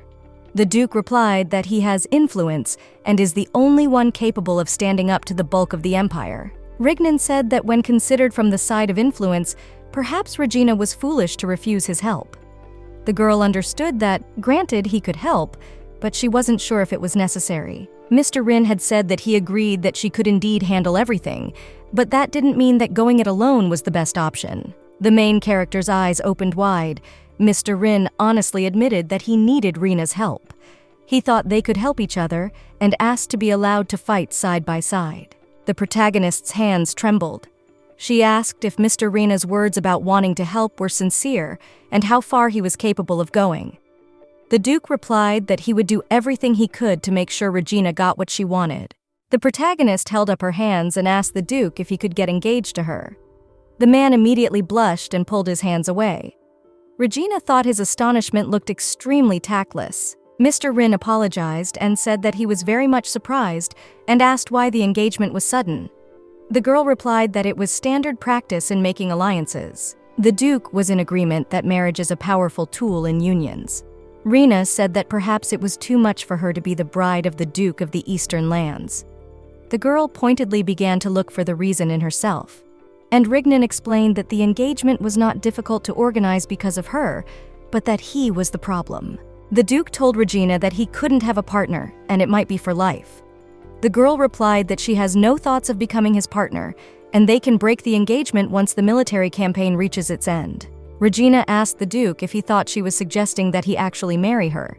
Regina Eiterner is an Oriental young man who honors women, and to him an engagement is hardly a promise to be together forever. The Duke was indignant and said that it was not so easy to break the engagement. Regina replied that there was nothing complicated about it, and the main thing was to agree on everything. An argument broke out between the protagonist and Mr. Rin. The Duke said that all of this could damage her reputation. Regina replied that her reputation does not care at all, and his opinion may differ. The guy began to apologize for getting it all wrong. The protagonist wanted to explain to Regina that if it causes difficulties, he can refuse, but interrupting the girl, Mr. Rin said that he agrees if such an engagement her wish. He accepted Regina's proposal. When the protagonist returned to her room, her little assistant came up to her and asked if the lady was all right, for she had gone for a walk with a serious injury. On Regina's shoulder was left a huge hematoma from a spike with deadly poison on the ring with which Rubel tried to kill his daughter. The girl had nearly died and was lucky she was in the tomb at the time. Uni bandaged Rena's wound and wondered how the meeting with Mr. Rin had gone, if they had been able to test his chattiness. Regina smiled and replied that it didn't look like he had relayed her words to anyone. The assistant thought that if he was chatty, he wouldn't be Mr. Rin, but a scumbag. Uni reasoned that it was dangerous to give him too much information about the tomb, because if someone else found out, there could be trouble. Regina agreed that there could be trouble, but she had no regrets. The aide wasn't sure that Rignan hadn't told anyone anything, and asked how she could be sure. Rena told her assistant that Mr. Rin had offered her an alliance. That meant he wanted to split the military operations of the tomb between them. Uni thought that was not a bad offer. Upon hearing the union proposal, Regina felt uneasy. The girl did not want to give him a chance to betray her, and their current relationship absolutely suited the protagonist. Relationships of friends who meet and chat sometimes help each other. That's why the protagonist started that weird engagement conversation. Regina was sure that he would refuse and hoped that each of them would back out. However, Mr. Rin seriously considered the protagonist's impromptu proposal and agreed. Then the girl suggested that he think about it some more, because although it was a deal under the pretext of engagement, but it was not worth going for it with just anyone. After these words, Regina fled. Neither Rignan nor the protagonist were in the right state of mind to finish the conversation. Thinking over what had happened, Regina thought she was pathetic, even though she thought she had already become strong enough. At the same time, Rignan was pacing around his room and contemplating the engagement. The Duke thought Regina's proposal was quite good. After all, if she got the status of the bride of the Duke of the Eastern Lands, it would help in opposing the Marquis of Rubel. Mr. Rignan thought that he, with the help of the connection with the South, would be able to get rid of the unsettled image of the East. It still seemed to Mr. Rignan that Regina was angry, and he wanted to understand why. The Eastern Duke was sitting on the bed, holding his hands over his head. He thought that Regina's running away, in the middle of a conversation, looked like he had been blown off. The heads of the Imperial lands were gathered in the negotiation room. Regina was part of it as well, and as she took a seat at the negotiating table, she looked carefully into Rignan's eyes. Clavis announced that since everyone was gathered, it was safe to begin. The Cardinal wanted Regina to tell how she managed to capture the castle. The girl said that it was because she had accidentally overheard the speech of the dead when she entered the castle. The speech Regina overheard wasn't exactly a speech, but rather a word: Celeste. Upon hearing this word, Angie Rubel, the son of Marquis Rubel, was very surprised. Everyone turned their attention to the boy and waited for information from him. Angie explained that the word that the Deputy Duke of the Southern Lands called out was the name of the king. In ancient times, each fortress city had its own king. Among them, there was one who ruled a huge fortress. The Cardinal listened attentively to what the boy was saying and told him to continue. The ruler of Celesta was capturing and plundering neighboring states, forcing his fortress to sprawl. However, a world built on plunder could not last too long. The neighboring fortresses, tired of the endless plundering, banded together and surrounded Celeste's fortress. The allied army declared that they would not retreat until they had the king's head. The siege held for more than 6 months. The starving people decided to personally extradite the king. However, his wife was just about to give birth at that moment. As soon as the child was born, the king immediately handed over the throne to the child. Celeste handed the child over to his opponents, along with a ring that had a seal engraved on it. At the time, a ring with a seal was proof of the king's authority. Clavis found the story entertaining, for the king's heart of yesterday was the seal ring. The cardinal wondered from the boy what happened next. Angie said that the starving men grabbed the child and immediately threw him off the fortress wall. Clavis summarized that it turns out that those who had absorbed the first cry had called out the name of this king. Regina said that such details of the story were unknown to her, but she had indeed heard them say Celestis. Rena said when she spoke the word in front of the castle, another world appeared. The king was there, absorbing the first shriek. The cardinal asked the girl if she was sure she could handle it, for the empress hates lies. Regina replied that she did not lie. Alice said that his deputy wasn't a fool at all and wouldn't lie in a place like this. Clavis explained that if this story is true, then it's safe to assume that the king who absorbed the first shriek is King Celeste. Everyone in the meeting room was shocked by what they heard. Regina met her father's gaze. Although the man thought his daughter had used magic, after all, the method she named was true, and the castle and the tomb was locked from all sides, and to get in, one had to give the real name of the town lord. The king's name could be compared to the key to the castle. Regina thought the court scientists would have to suffer for a few days, but Celeste's identity was quickly revealed, and done so by none other than Angie Rubel. Clavis voiced that they needed to name the king to get into the castle, and, in that case, they suddenly had business to attend to. The first order of business was to find out the names of the kings and then eliminate the king whose name they already knew. The next target was the king of fire and soot, Hemes Grazia. This was the man who had betrayed innocent citizens to the flames using a contagious disease as an excuse. The cardinal leaned over to Regina and quietly told her that, as expected, she was the right decision. He announced that a tribute should be paid to the knight Renee, who had uncovered the secret of the tomb. At the palace where South was staying, Duke Alice dined with Regina and Uni. The ruler said that the brazen oriental puppies had snatched the trophies from under their noses. Rena agreed that luck was on their side. Bill Alice said it was worth rejoicing anyway because they were able to avoid conflict with the East. He called their duke a cruel dog. Regina couldn't understand what Mr. Rin had done wrong. Uni said that Mr. Rin looked kind, though. She had seen a glimpse of him, and he looked quite normal. Alice replied that he only looked normal, but there was no chance of that. Regina's assistant reminded the Duke that he himself had told her how Mr. Rin had helped him last time in Tuomas's palace when the monster roared. Alice replied that it was a mystery to himself, and he usually wasn't like that. The Duke told his deputy that he was worried about her. He told the girl to be careful not to mess with the Duke of the Eastern Lands, not to be fooled by his appearance, and to stay as far away as possible. Regina wondered why. Alice replied that Mr. Rin has a filthy habit of luring lovers and sprinkling them with blood.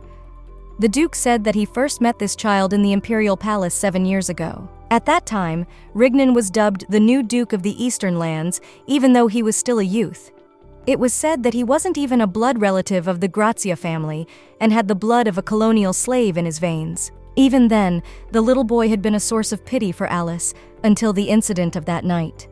Not only did he break into the lady's room on his first day in the Imperial Palace, but he had done such a dirty deed. The Duke told Regina that, since then, he had heard of such incidents many times even in his own lands.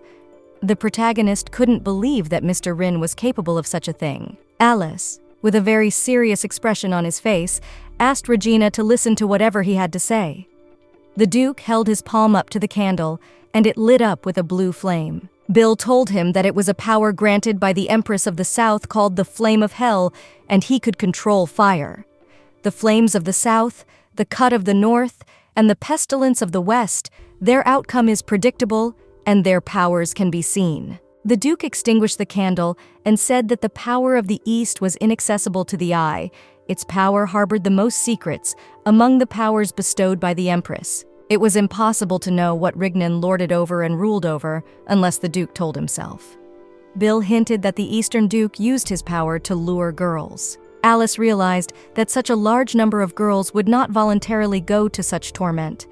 The man told Regina during the victory ceremony that would take place in the afternoon not to even get close to the Duke of the Eastern Lands, and it was best not to mess with him at all. After noon, Duke Alice and his deputy Regina entered the reception hall in the Imperial Palace. Several girls ran up to the protagonist and congratulated her on the victory of the South, bringing formal greetings. The atmosphere was very different compared to the first reception at the ball. Mr. Rin appeared. His and Regina's gazes crossed, and the Duke averted his gaze first. Everyone present was told to be silent and announced that Her Majesty the Empress had arrived.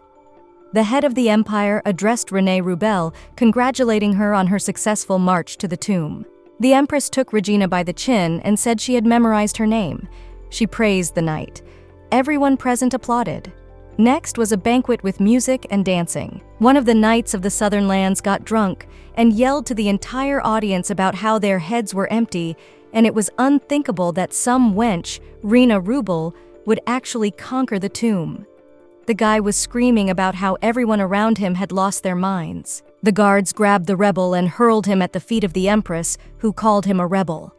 The cardinal agreed that belittling Her Majesty's words was rebellion. Clavis asked the empress to pass judgment. She summoned Reina Rubel and accused the girl that it was her mistake, for her unworthy reputation had called into question the words of the empress. The ruler told Regina to prove it and said that a son who cast out demons would suffice as a rival.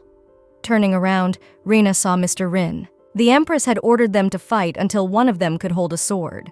The protagonist couldn't believe that now she had to fight Mr. Rin. As luck would have it, Reina's shoulder, pricked by the poison needle, was aching. The protagonist noticed that Regina was not going to retreat, but it was not so difficult for the girl to dodge. Thanks to the scratches on the floor, she could see their trajectory perfectly. The speed was incredible. If Regina let her guard down, she would be finished. The girl realized that it could not go on like this. The protagonist made a maneuver, ran around the column, and attacked Mr. Regina from behind, wounding his arm with her sword. Regina realized he had been careless and wanted to end this as painlessly as possible. He realized he needed to act a little more decisively. The battle continued. Mr. Rin was prompting Regina to dodge, and at one point in the fight, they both let the swords out of their hands. The protagonist realized that she needed to take the sword first. Regina was first and grabbed Regina's sword, and she, in turn, decided to take his sword. Knight Reina noticed that the sword in her hands was about to shatter. Regina called the girl by name, swung his sword, and told her to take the blow. At the moment of impact, both swords shattered. It was incredible. By shattering the swords, he had brought the battle to a draw.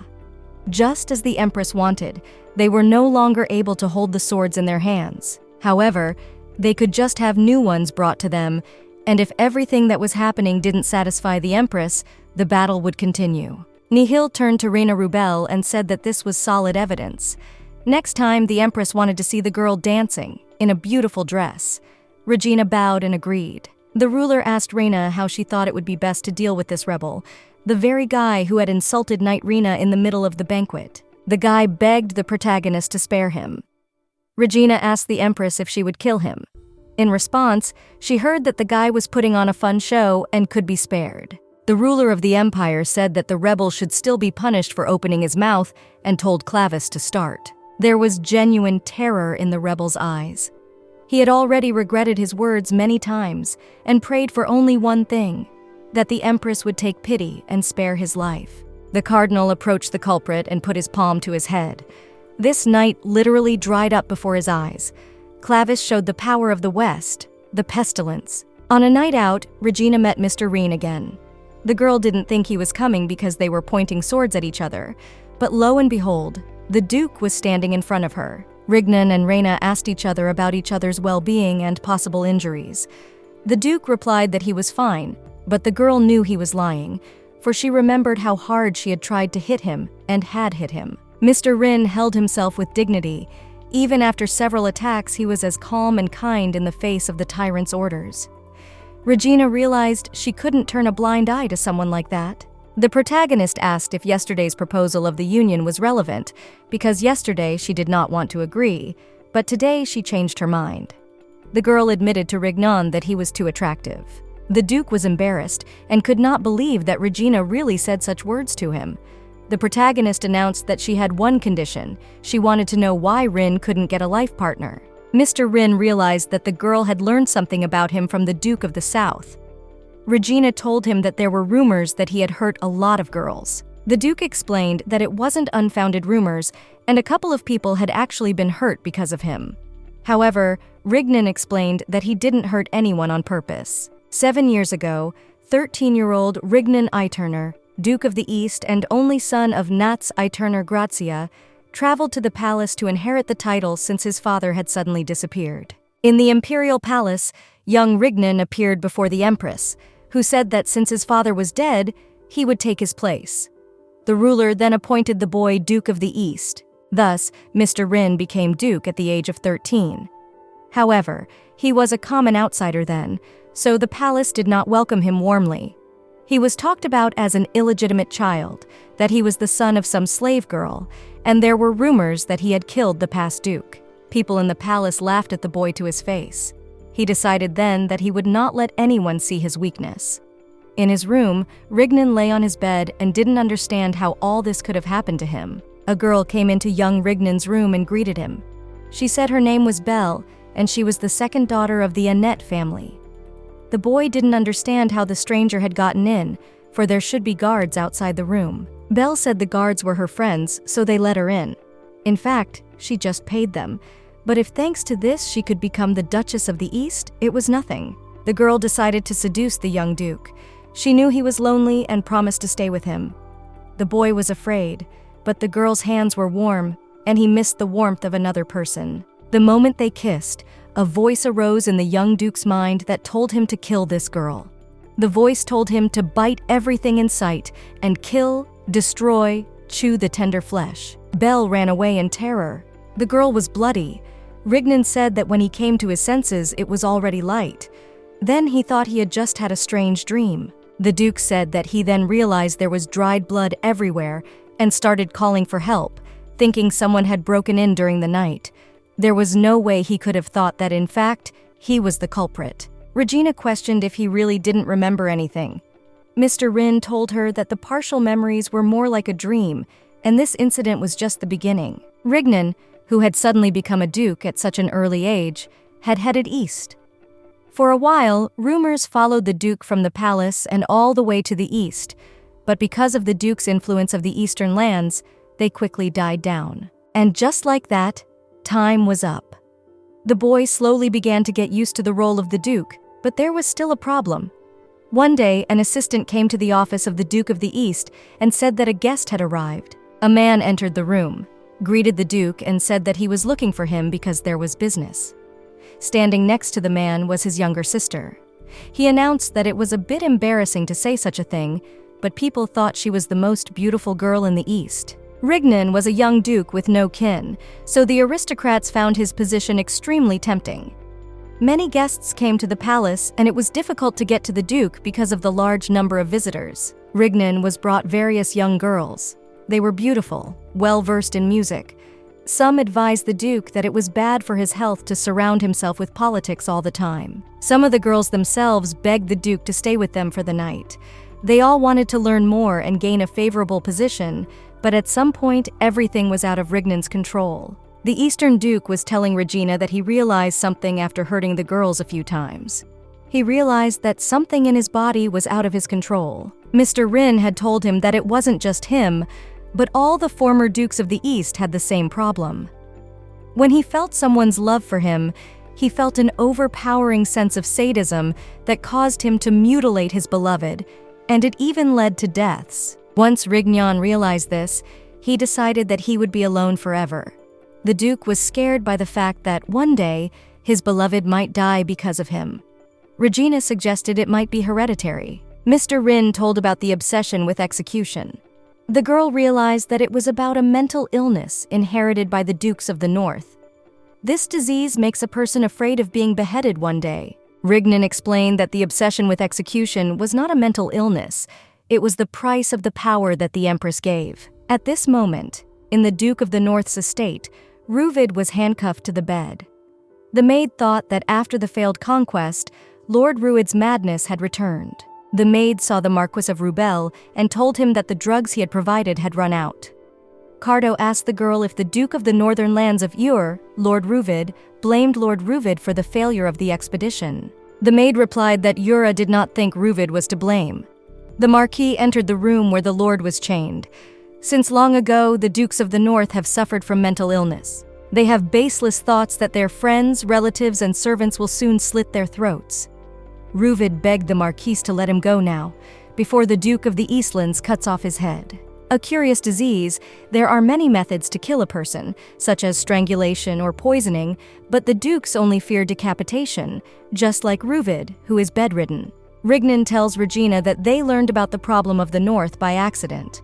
The South and West also have to pay for their strength, but they will keep secret exactly how for the rest of their lives, because if others find out, it will become their weakness. Mr. Rin explained to Regina that he has a curse on him that destroys the life of the person who loves him, which is why he won't be able to find a life partner. The girl was horrified by what she heard. The protagonist asked Rignan if everything was all right, because he confessed his weakness to her. The Duke replied that he trusted her. Regina told the Duke that if he was so frank with her, she would confess something too. The protagonist talked about yesterday's marriage proposal. In fact, she was just looking for an excuse to reject the union. The Duke was outraged. Rena admitted that she was sure that the Duke of the East, who thinks about everything in advance, already has a bride. But it was not so, and there was a misunderstanding between them. Regina apologized. The main character told the Duke that if he was okay with it, they could actually get engaged. Mr. Rin wanted to know why the girl changed her mind. Regina told him that if they had a real relationship, no one could complain about their union. Duke realized that it was a good idea. It would be a good justification for helping each other.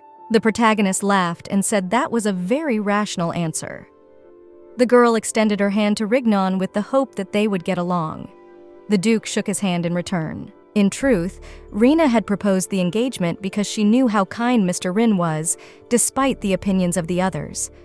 The girl genuinely wanted to help him. Regina told the Duke if they were now in an alliance because of the marriage, she wanted to know something and asked under what conditions the curse manifested.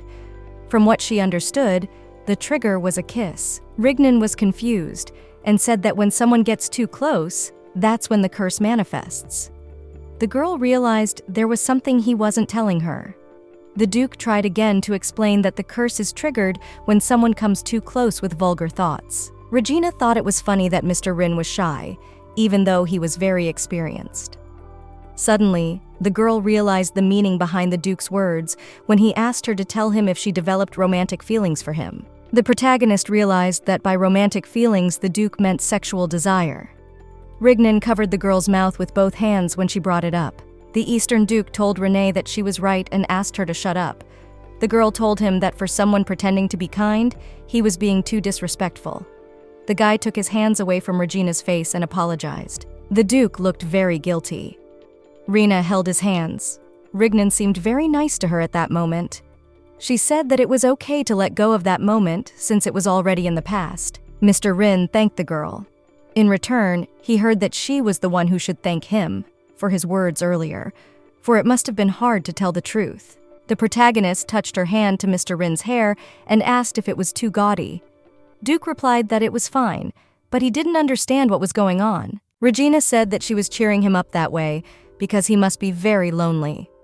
Holding hands, they continued their night walk. Back home, Mr. Rin sat in his room and thought about how small Regina's hands were.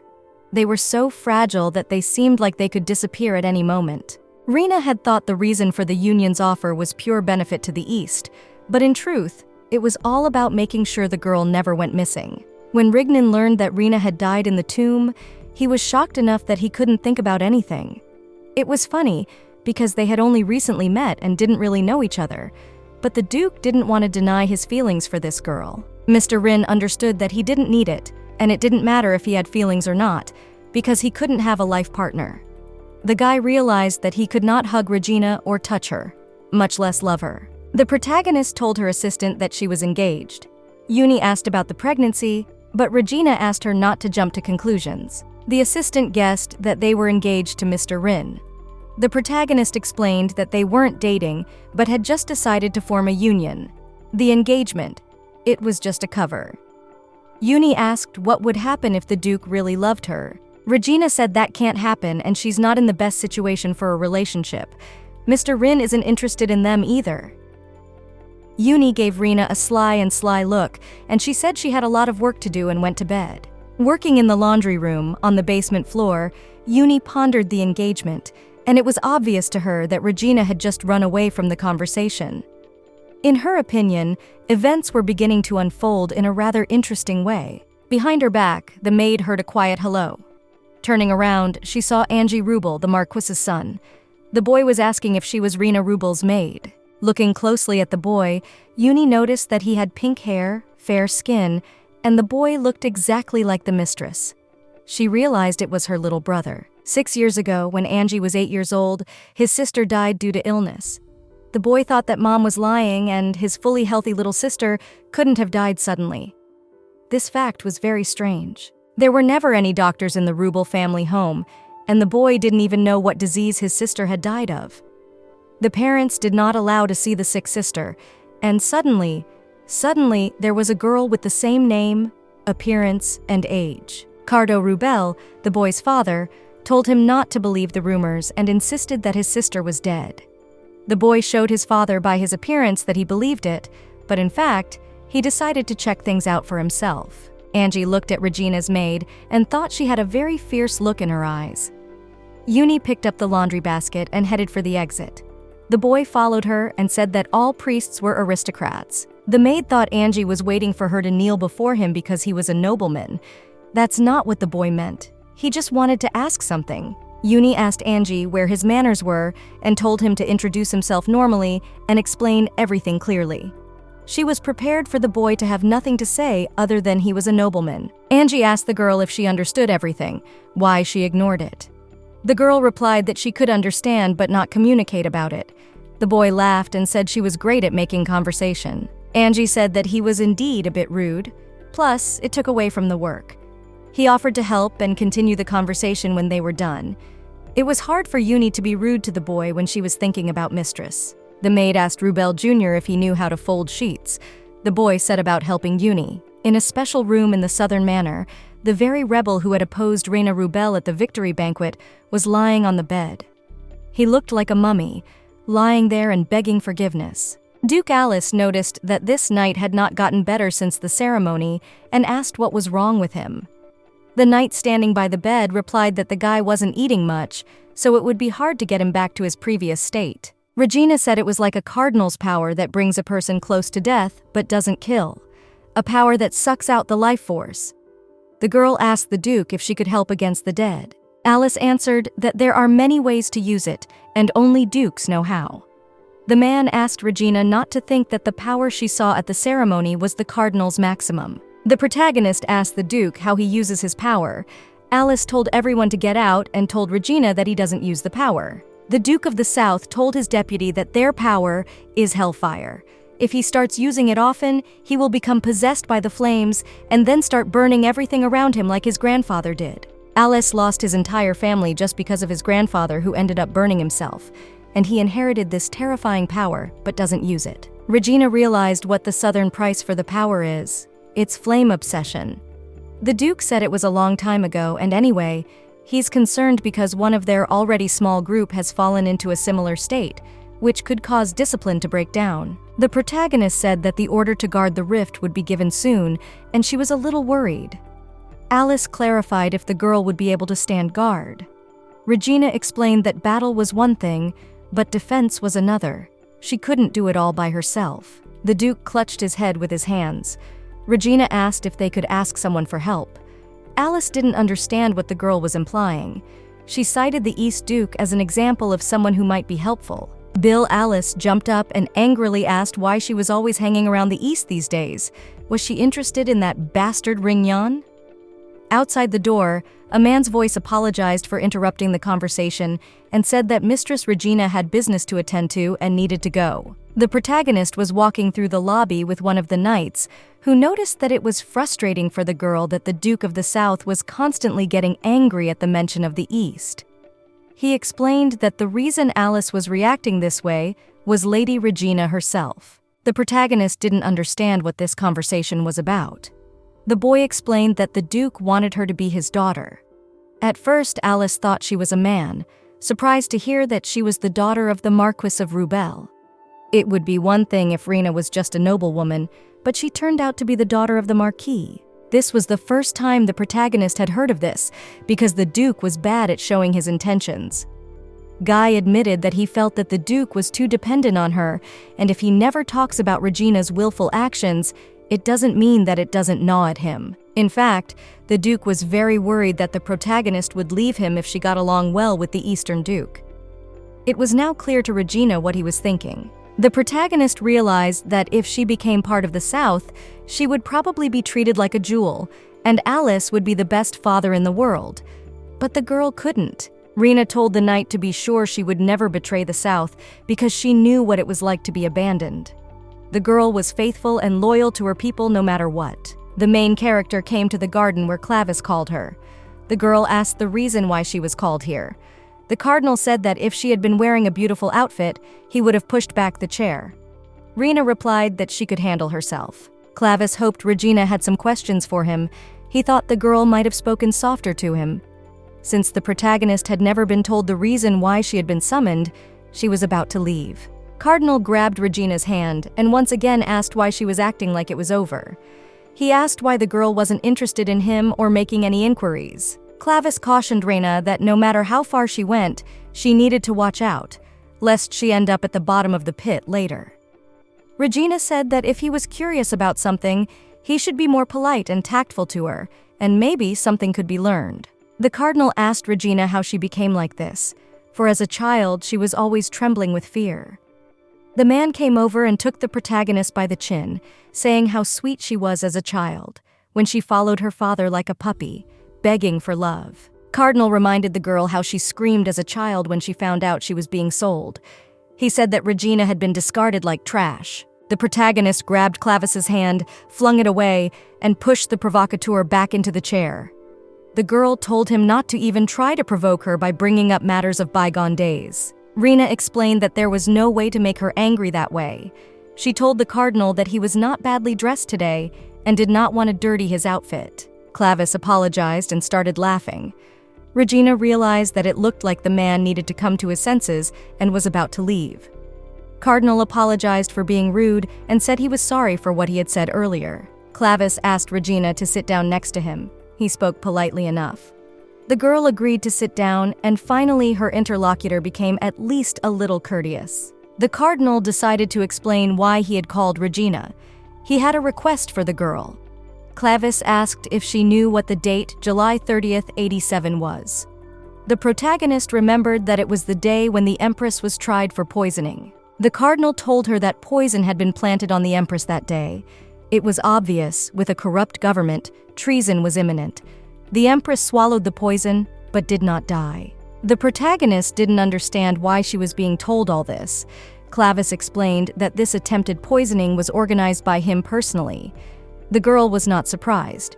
The Cardinal said that it was treason, but he did nothing of the sort. That day, through a bloody cough, the Empress said that the Empire shared her pain, and she would make the traitors get even, and executed 87 nobles, 7 officials, and 30 servants. This happened on July 30th, 87th. The Cardinal remarked that the most interesting thing about the situation was that the poison she had been slipped could kill a bear in a couple of seconds, and she was obliged to die. The man explained that the Empress didn't have long to live, and he was trying to speed up the process. Clavis wanted to put a really strong ruler on the throne as soon as possible. He reminded the protagonist about the poison Marquis had poisoned her with, and explained that it was the same poison. But somehow Regina didn't die either. Just like the Empress. The Cardinal said that now that he had confirmed his speculation, he was officially asking Knight Regina to kill the Empress. The main character's life was full of hardship and suffering, so she closed her heart to senseless torment as she was tired of everyone prying into it. All this made the girl stronger, but at the same time weakened. She was beautifully aware of that. Regardless, Regina realized that even if she was wronged, she didn't have to respond in kind. Regina recalled that when she was 6 years old, she had a wonderful babysitter who cared about this child. She would come up to the girl and ask about the Vitra poems she was reading. They were classics. Young Regina said she could read those books for hours. The girl asked the babysitter what was wrong. The caregiver answered the girl that she was here to say goodbye. The little girl hoped that her nanny would be back soon. The woman thanked the girl and wished her to stay well. Her nanny never came back. Thanks to her, Regina realized what love is. The protagonist believed that everything was okay because she still had her family. She looked at the portrait of her parents and was sure that when she returned home, she would never be alone again. The girl was sure that she, like all people, deserved to be loved. When little Regina finally met her parents, the thought of not being alone made the girl cry. 6 years later, the night before and her 12th birthday, the little girl was sold to Clavis. Young Regina rode in the carriage with the Cardinal and cried. She said she was 12 years old, not 10, and he might have gotten her age wrong. The girl was afraid that the training would go wrong because of this. Regina asked where they were going, because she didn't know and promised to calm down after that. She knelt in front of Clavis, who grabbed the child by the face and said that this was how bad Rubel had raised his daughter. The cardinal said he knew he made a lousy father out of Marquis, but this was too much. The man told the girl that her father had sold her for a very good price, and she should be glad she had escaped her father. From then on, Regina silently just followed Clavis's orders. The result of it all was a deep red rift, the tomb. Once the girl was there, many undead crept up on her. Among all these monsters, 4 large and dark shadows stood out. They circled around the girl and said that she was a living being, a meal, a woman, a human child. These hideous creatures wriggled over her, saying how much fresh blood was in her. It would have been better if little Regina had fainted right away. At that moment, it seemed to her that way. Then she thought it was all over. In despair, the girl began to read Vitra's poems, which she had memorized by heart. The protagonist begged for help to save herself. The girl hoped that someone would come to her rescue. She continued to recite poems, but suddenly Regina felt that the feeling of fear disappeared. She thought she had died. In Regina's mind, like a movie, brought back her own memories, etiquette and dance lessons, everything she had worked hard for. The girl couldn't believe it had all been for nothing. It seemed to little Regina that if she worked hard, she would be loved. That's how Rena Rubel lived. Such a short and stupid life. If she'd known this would happen, she would have finished that book. The little girl had always been told that a girl didn't have to be smart, so she read in secret. Regina wanted to get into it and reread as many books as she could, but now it was over. Her miserable life had come to an end. Reflecting on all of this, the girl wondered why she hadn't died yet. Opening her eyes, little Rena was still inside the tomb, monsters flying around her. The girl told them to stop, and for some reason they stopped. It was unclear what happened, but the monsters stopped and Regina was still alive. The girl realized that she had to run. A huge black snake was coiled around her body. First it moved around her leg, then it crawled higher, to the girl's neck and head. Little Rena figured out that if she didn't move, neither did the monsters, when she kept moving and they kept going. The girl didn't understand what the hell was going on. It appeared that she was either enduring by not moving at all or dying in agony at the slightest movement. Little Regina did not understand what she did wrong, because she always tried to be careful.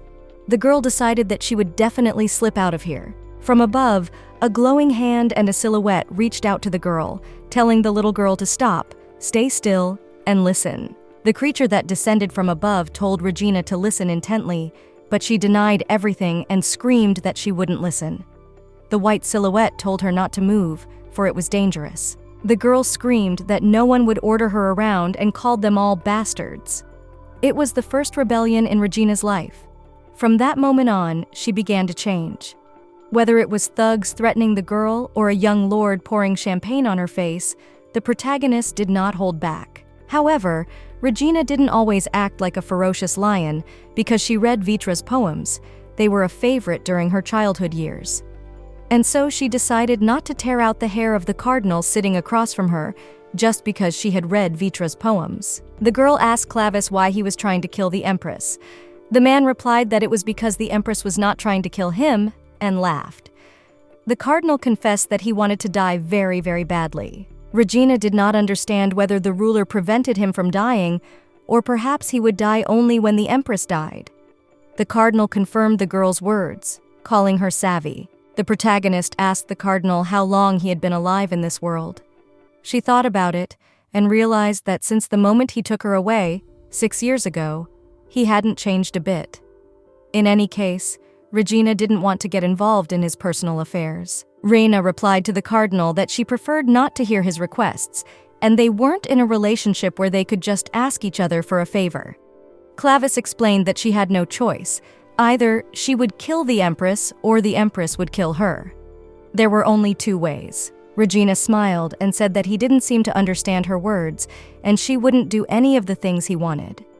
The cardinal began to threaten that people around him could get hurt, and he would very soon tell Nihil that she had made a deal with Rubel, and then she would destroy everyone associated with the family. Regina replied that even if she did, he would be in danger too. Clavis believed that he wouldn't die because he had the empress's favor on his side. The girl thought they had nothing more to talk about and got ready to leave. The cardinal called Regina again and announced that one of the reasons he wanted to meet her was the gift the empress had given. In a small wooden box was the silver key that the cardinal had received after conquering the tomb. Clavis explained that it was the key of the empress's gallery and Regina was invited. Nihil had asked to come next Wednesday, so it would be necessary to come see her. Rena abruptly took the box from the table and got ready to leave again. Clavis told Trace to the departing girl that he had one more small request. He recalled the flower the girl had recently given to Ruveda and suggested that in this way Regina wanted to repeat Vitra's verse. The protagonist thought that Clavis knew and liked those verses, but he said he didn't care about them and was just guessing. For the girl, it was a relief. Finally, she could get away from this unpleasant interlocutor with whom she had no common interests. At the age of 12, Regina inside the tomb shouted to the monsters that from now on, no one would order her what to do.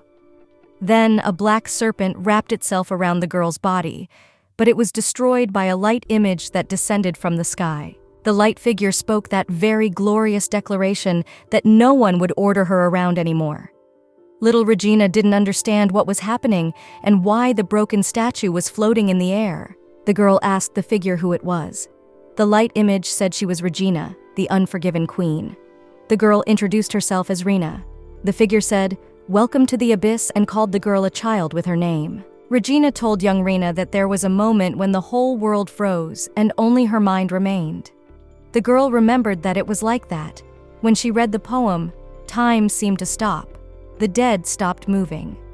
The protagonist realized that not only the monster froze, but the whole world froze. Regina explained that this place is outside of time. It's the abyss. Regina said that inside the abyss she heard her voice. The figure explained that it was because she too is a being from the abyss. Those who saw the abyss went mad and became kings of the dead. These were the monsters that surrounded the girl. Driven mad with regret, addicted to belief and faith, tempted, bloodthirsty, and dedicated to this place. Regina had said such monsters fell into the abyss and became kings of the dead, and Rena was different from all of them. The figure wondered how the girl got here at such a young age and survived. The protagonist revealed that her father had sent her here. Regina was shocked at what she heard. Rena wanted to know what would happen to her next. The figure told the girl that she could get out on her own. The unforgiven queen asked what the girl would do and how to live in a world that had already abandoned her. Regina clarified if she could really return to the real world. The figure showed the girl the way, and she walked to the door. Rena stood at the door. Regina had told her that she would let her rest without any pain if she wanted to. The girl could stay there, and it was better than going to face the kings of the dead. Regina said she wanted to go back to where she used to live. The unforgiven queen asked why. The girl, opening the door to reality, replied that she wanted to meet her father and ask why he left her. Regina said the girl had chosen the hardest path. Then, 6 years ago, little Regina came back to reality and ended up on the dock. There she was taken and sold. The world was not friendly to the girl, and her father betrayed her once again. When the girl was left between the flames and smoke, just before she died, she was once again taken to the tomb. Betrayed once again, heartbroken, she sobbed in Regina's arms. Thrown into the abyss, she became immortal. More specifically, Regina always fell into the abyss before she died and avoided the moment she stopped breathing. Every time she was caught here, she was met by Regina. Rena learned a lot from her. The protagonist learned the structure of this world, not only the secrets, but every little detail about the father who betrayed her. The unforgiven queen devoted a lot of time and taught the girl a lot. Returning from the flood of memories, Regina walked in the garden and reflected that she had resented Regina for some time. There were things in the world that she didn't need to know at all. Going through all of this, she was able to stay sane because of Vitra's kind poems. When the protagonist felt like she was suffocating, she remembered those lines and was able to get through it all. Inevitably, she would sink into loneliness. Regina wondered if she was really alone. There were butterflies swirling around the main character. There was another sweet and powerful poem. Alone, unlike the cruel world, there is a person resembling the poem. Regina met Mr. Rin. The girl smiled and greeted the Eastern Duke. Regnin greeted the girl. He was on his way to the palace and the girl offered to go together. Mr. Rin asked the girl what brought her here since the South, at the moment, could not defend the rift. Rena replied that she wanted to scout the tomb before the expedition. The Duke of the East said he would go with her. Rignan ordered all the knights to stay at the rift and said that only he and Lady Rena would go inside. People started whispering that they went in unguarded and discussing that relations between the South and East were getting better. People gossiped that there was something between them. At the entrance to the tomb, Regina asked if Mr. Rin had heard the conversations, because rumors were starting to spread about them. The guy smiled and said there was no choice. They needed the rumors so the engagement wouldn't shock people. After a whole day of traveling through the tomb, Rena and Rin finally reached the castle of Hyamsgrazia. This castle had to be conquered after Celeste's death. There were a lot of flying creatures around. These dead things lead the way with fire behind them. Rignan saw such creatures for the first time, but he thought he would deal with them quickly. The Duke was determined. Regina stopped him, saying that the undead were already dead, and it was impossible to kill a dead man, so it was better to just avoid them. Only it was unclear how to avoid them. These things detected enemies with their eyes and attacked in groups, mercilessly burning everything alive. The Duke realized that leading an army there would be a mistake, and they would only harm the knights. It became clear that they needed to solve this issue on their own. Regina turned her head and saw one of the flying creatures flying straight at her. The girl pushed Mr. Regina close with her. Duke was able to catch the girl. Regina wasn't hurt. She just had a bit of her clothes burned off. The girl took off the burned-up top and was left in a white tank top. Mr. Rin got embarrassed and blushed, offering his jacket. A flock of flying creatures flew at Duke and Regina. This time there were more of them. Getting away was unlikely, and there was no choice but to fight. They noticed that these flying creatures were flying away, as if they were being chased by something. Mr. Rin pointed his finger in the sky and told them to watch. Something big was flying overhead, coming towards them. It looked like a carpet, or even more like a flag, but it looked dangerous. No one knew what it was. A voice from above shouted that he had found his bride he had been looking for so long. The girl recognized that voice. There was a deafening smell of burning all around. Only one person was capable of such an act and could call Rena his bride. Regina saw a green glow, and as she got closer, she noticed something that looked like an oasis in the middle of the tomb. The girl continued to walk forward and saw Mr. Rin. The protagonist ran up to him, even though he told her not to go near him. The girl was worried if Mr. Rin was hurt. Raising his head, he grabbed Regina's arm and pulled her down to the floor. Regina looked at Mr. Rin's face. It had changed, his pupils turning red. They merged in a kiss, during which the guy bit the protagonist. The girl broke out of Rignan's embrace, but not for long. He fell the girl to the floor with renewed vigor and hovered on top of her. It was the first time Regina had seen him like this. The Duke bit the protagonist's shoulder, warm and so good whenever their bodies made contact, so gentle and adorable. Mr. Rin heard that voice again, urging him to sink deeper into that warm embrace. Rignan woke up shirtless. Sitting next to them was Regina. He noticed the girl had a gash near her mouth and realized it was probably his fault. Rena assured him that she was fine, unlike him. Mr. Rin felt his whole body ache and asked where his clothes had gone. The girl explained that she had borrowed his shirt for a while because her shirt had turned into a rag. She picked it up and showed it to the Duke. Regina told Rignan that his eyes had turned red and he was doing all sorts of things to her. But the girl had no other choice and had nothing left but to knock him down and stop him. The Duke grabbed the girl by the shoulders and realized that she was able to stop him. Rignan was horrified, for he realized that he had, after all, hurt Regina. He apologized and assumed that the girl was angry. She explained that she was surprised, but not angry, and knows that he didn't do it on purpose. Plus, it didn't hurt. The main character hugged Rignan, saying that she shouldn't get killed and thought they needed a fuse and put on a shirt. The girl said she wasn't returning the shirt to the owner anyway. Mr. Rin didn't understand where they were. Regina told him that they were in the territory of a king who had stolen many hearts. Dead men in the guise of snakes and dragons that once flooded the east, and the king who controls them. In the past, the Duke of the Eastern Lands had never once encountered him. The girl said he lured them into his kingdom.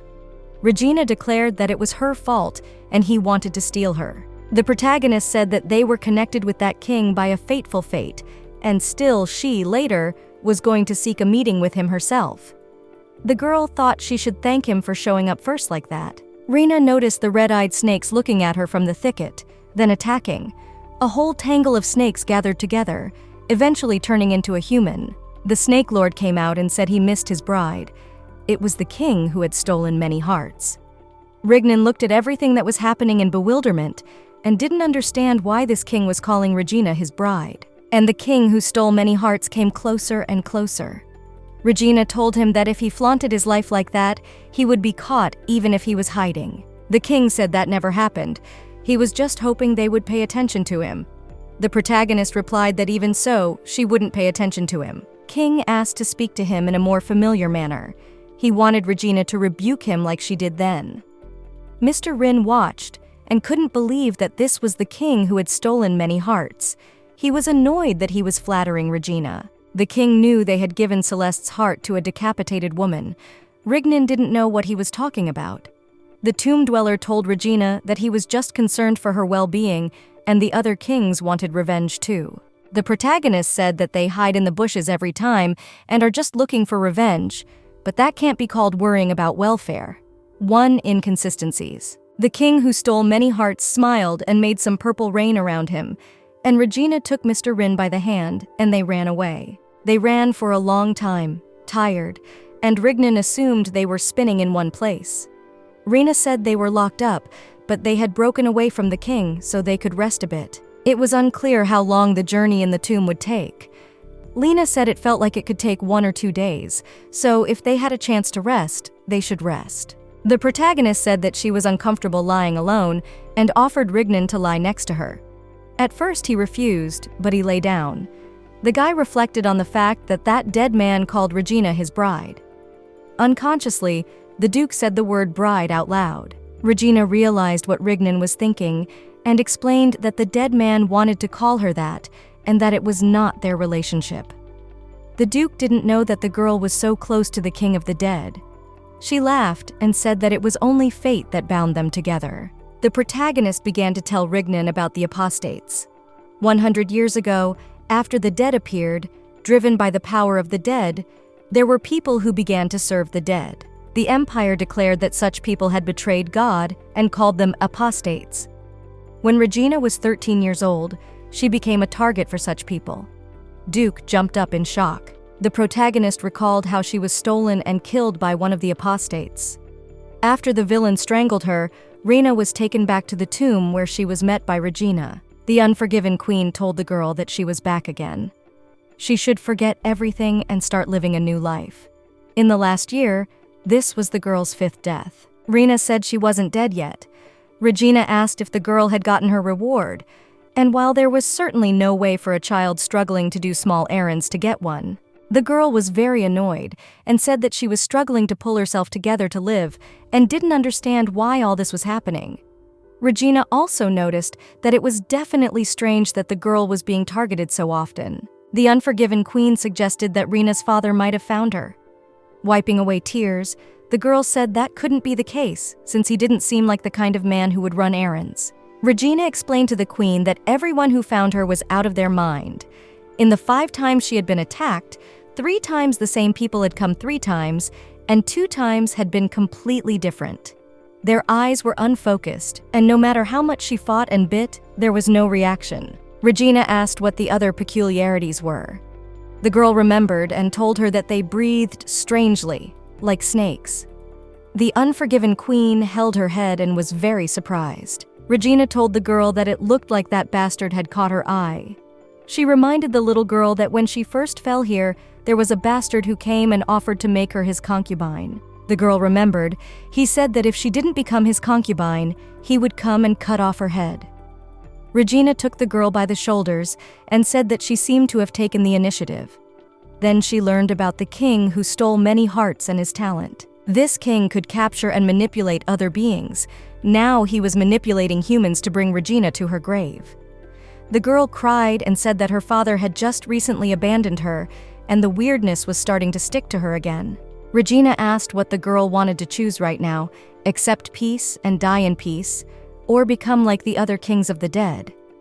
Either option would be better than what was happening to the girl right now. She was crying and saying that she didn't want to die. Regina told the girl that if she really wanted to live, she only had one option left. The unforgiven queen held out her hand to the girl and told her that she would make her stronger enough to chop the king of the dead into small pieces. Little Regina took the dagger and said she had nowhere else to retreat to. After 3 years, the girl became strong enough to fight and was finally able to defeat the king who stole many hearts. The main character, though, gave him back his heart and left, and he, having gotten his heart back, began to be reborn. When he was reborn, he shouted that he would kill Regina, but she stood over him with a dagger and killed the reborn king again. The girl wanted revenge. What had happened to them, and what had happened to Regina, and what had happened to her father was the bloodiest moment of all. When that jerk died the 7th time, the king of snakes started crying. When the 30th time came, he started crying again and begged for mercy. Afterward, he laughed contrarily and said how amazing it was that a woman could become so strong. This was the first time the king, who had stolen many hearts, had seen such a thing. Throughout his life, he had only enjoyed killing others, but Regina had given him the opportunity to experience the pleasure of his own death. He told the girl that he loved her, got down on his knee and offered Regina to be his bride. The protagonist did not agree to be a bride and swung a dagger at the king. At that moment, she thought she should end it there. 3 years and 6 months had passed since then. Rignan was shocked by the story and didn't understand how this was possible. Regina couldn't tell Mr. Rin everything. Rignan thought aloud that the king who had taken over the East was a pervert, and that it was possible to have normal dialogues with this dead king. The Duke didn't understand anything. The protagonist said that there is nothing complicated. The dead were once people. No, they're still people now. They're just dead. Mr. Rin asked how old Regina was. The protagonist, turning her head at the Duke, replied that she was 18 and of legal age. That wasn't what Mr. Rin was talking about. He wanted to count the time she had lived in the tomb as well. After thinking hard, Rena replied that she had spent about 7 years in the tomb. In that case, her real age was not 18 years old, but 25 or even more. The Duke realized that the girl appeared to be older than he was and didn't know what he should do about it now. Rignan had never told anyone this, but all the girls he liked were always older than him. He remembered the first girl he'd ever been attracted to, and she was definitely older. So Rignan wondered what was going on this time, but as expected, his tastes hadn't changed. Regina asked why the Duke was suddenly so interested in her age. The girl reached out to touch Mr. Rinu's nose with her finger. Suddenly, Rignan jumped up, with snakes attacking them from all sides. The protagonist realized that it looked like they had been found again. Rin assumed that they would chase them further. The girl said that there was one way they could exterminate all the snakes. The Duke noticed that something was wrong because the snakes were only pouncing on them, but not trying to kill them. Rignan thought he was going crazy again. The king had gotten into his head and consumed many hearts. Mr. Rin understood that he was originally going to take control of him. Duke didn't know what to do if he lost control of himself again and hurt Regina. Suddenly, a huge black snake appeared that was noticeably larger than the others, and it wasn't attacking the Duke and Rena, but the snakes around them. The protagonist was glad that they were saved. She ran up to Rignan and told him to get out of here quickly. After that huge black snake appeared, Mr. Rin, little by little, began to come to his senses. He tried to understand why this snake did what it did. It seemed like it was helping them. Another big snake appeared. It was the king. He was trying to destroy the snake that was helping Regina and the Duke. The snake's appearance changed to that of a girl. Rignan looked at her carefully, as if this girl was familiar to him. In the laundry room, in the basement of Angie's palace, Rubel was telling Uni about the past, an Eastern duchess named Najda Eitner, who had a very fierce character. It was said of her that even the dukes avoided her. The maid realized that the dukes had as much influence as she did, and did not understand why this was so. The boy assumed that the duchess was as fierce as she was outstanding. She had been one of the first to suppress the dead. Angie had told him that Najda had successfully quelled rebellion in the East as well. Uni was interested in learning more details about it, which she could then share with Regina. The Eastern Duke was the son of the one who had attacked their country. The boy wanted to know about the rumors that the ambassador of the South and the Duke of the East were dating. Uni replied that she knew nothing about the matter. Of course, she would not reveal her mistress's secrets. Angie speculated that the girl might have heard what was going on in the Palace of Greatness. The reason for the gossip was that Mr. Rin, after coming out of the tomb all wounded and bare-chested, had asked his assistant for a cloak, and when Regina appeared, he had thrown his cloak over her specifically. Not on anyone, but on the ambassador of the South. Naturally, with this arrangement, many people suspected something. Uni advised the boy not to jump to conclusions and said that Lady Rena could have simply asked for the cloak. Besides, it was unlikely that anyone would tell the boy the truth that there was something between them. The maid took the basket of linens and, after saying she was no slacker, went about her business. Angie responded by asking her not to leave and promising to help. As they were leaving the laundry room, they ran into the butler. At this point, there was an awkward pause, and Uni quickly walked out of there. The man's appearance was intimidating. At the same time, Rignan was in his study pondering about that girl who appeared in the form of a snake. The Duke was certain that that girl was Najda Eitner. She was both the invader who had so ruthlessly attacked his homeland, the Eastern lands, and the ruthless murderer who had killed his foster parents. Mr. Rin was taken as a prisoner to the Imperial Palace and could not accept that such a person was her birth mother. So he jumped out the window. When the boy woke up, she was no longer alive. Mr. Rin tried to understand how his mother became a dead man. The Duke of East sat in his study and pondered the fact that he had actually never before believed that Nihil Grazia had been chosen by God.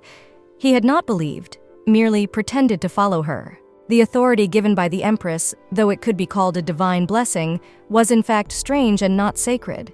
As Regina had said, there was a curse behind the ability, so it couldn't be a blessing. That power used on the Duke yesterday by the king who had stolen many hearts was obviously as much domination as the power he possessed. Rignan wrote down the information about the king who stole many hearts, the power he possessed, and the domination in his notebook.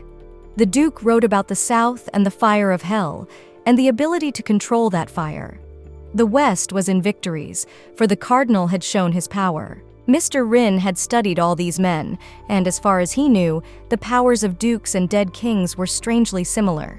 If the power originated from the tomb, it was unclear what it might mean to conquer the tomb. Rignan tried to figure out if Regina knew about all this. The lady who knew a great deal about the tomb knew the whole truth, which he had no way of knowing. Still, Rena, with her knowledge, remained a mystery to the Duke. Glancing out the window, Mr. Rin found that it was raining outside and it was time for a night walk. The boy was worried about Regina going out to get wet in the rain. Rena, who was in her chambers, looked at the rain outside the window and realized that it didn't seem like it would be possible to go out for a walk today. The protagonist was going to rest today anyway. Uni, watching the expression on Regina's face, asked why she was so upset. The girl replied that she was worried that Mr. Rin would go out for a walk. The maid said that since he's her fiancé, it's natural and she should show concern.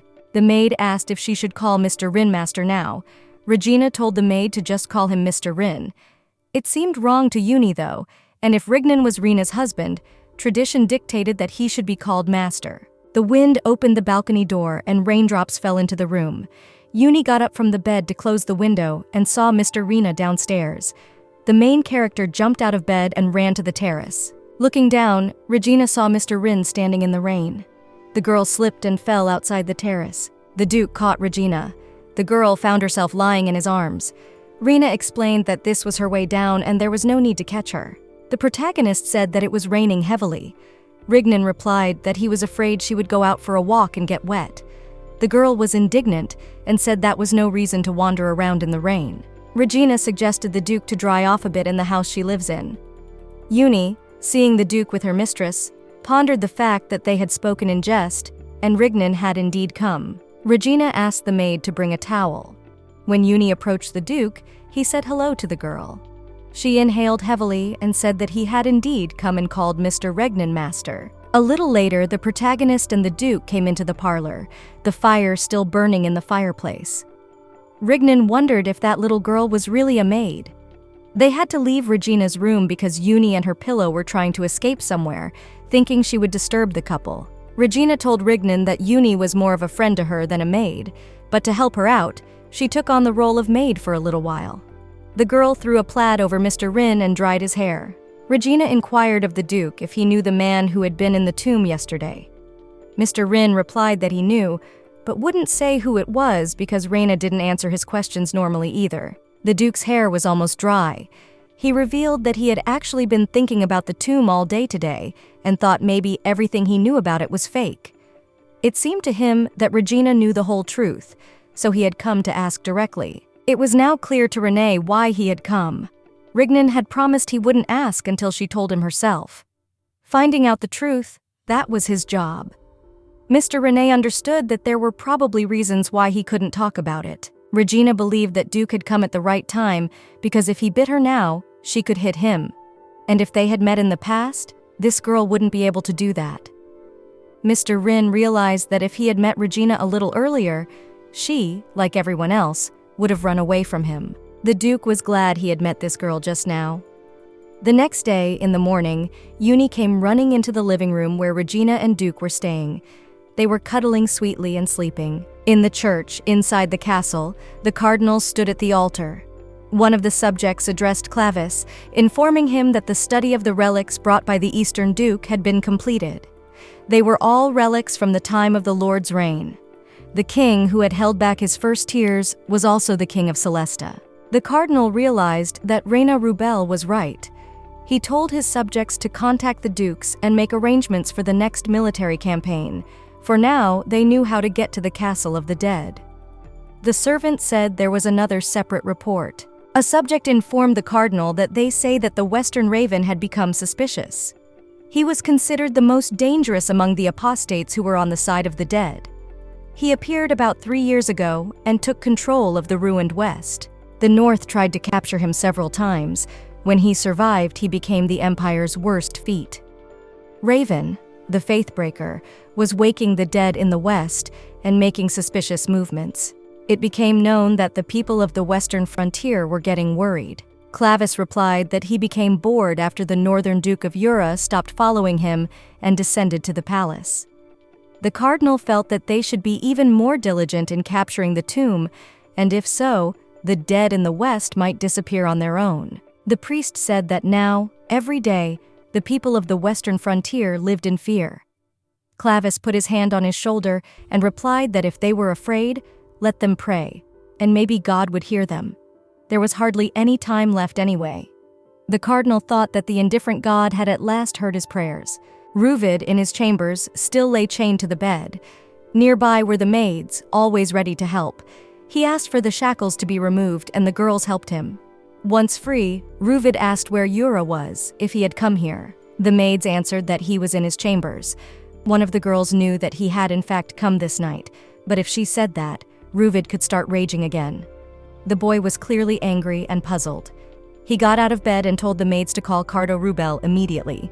There was a serious conversation ahead. In the Marquis's chambers, the butler put Regina's father in his jacket and asked how his shoulders were. They were still sore. Cardo wondered if Regina had been doing any scouting of the tomb lately. The butler said that she had been with the Eastern Duke, and rumor had it that their relationship was quite unusual. Marquis Rubel was dumbfounded by this information. He grinned and said that she was a homeless child, and the Eastern Duke of Celestia had finally met her.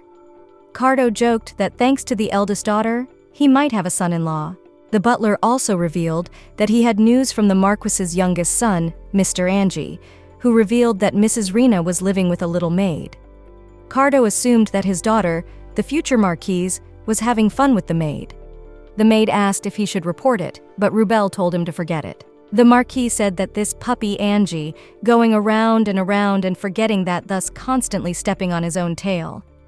Cardo wished he could be half as good as Nuna. Regina, the Marquis's only daughter, and proof of his betrayal. The daughter told her father to reveal the betrayal and ask for forgiveness. No matter how many times he killed her, she kept coming back. The Marquis thought he was at an impasse, but after recovering he realized that the daughter was not taking revenge on him or accusing him of anything. Cardo realized that his daughter's unexpected return was certainly a crisis for him, but at the same time, also a huge opportunity. He could keep killing her until they took over the tomb. And if they failed, there was always the option of asking for forgiveness. The Marquis smiled, thinking about the fact that he would have a daughter on par with the Duke's. Then that little maid would be of use too. The father was only looking for his own benefit.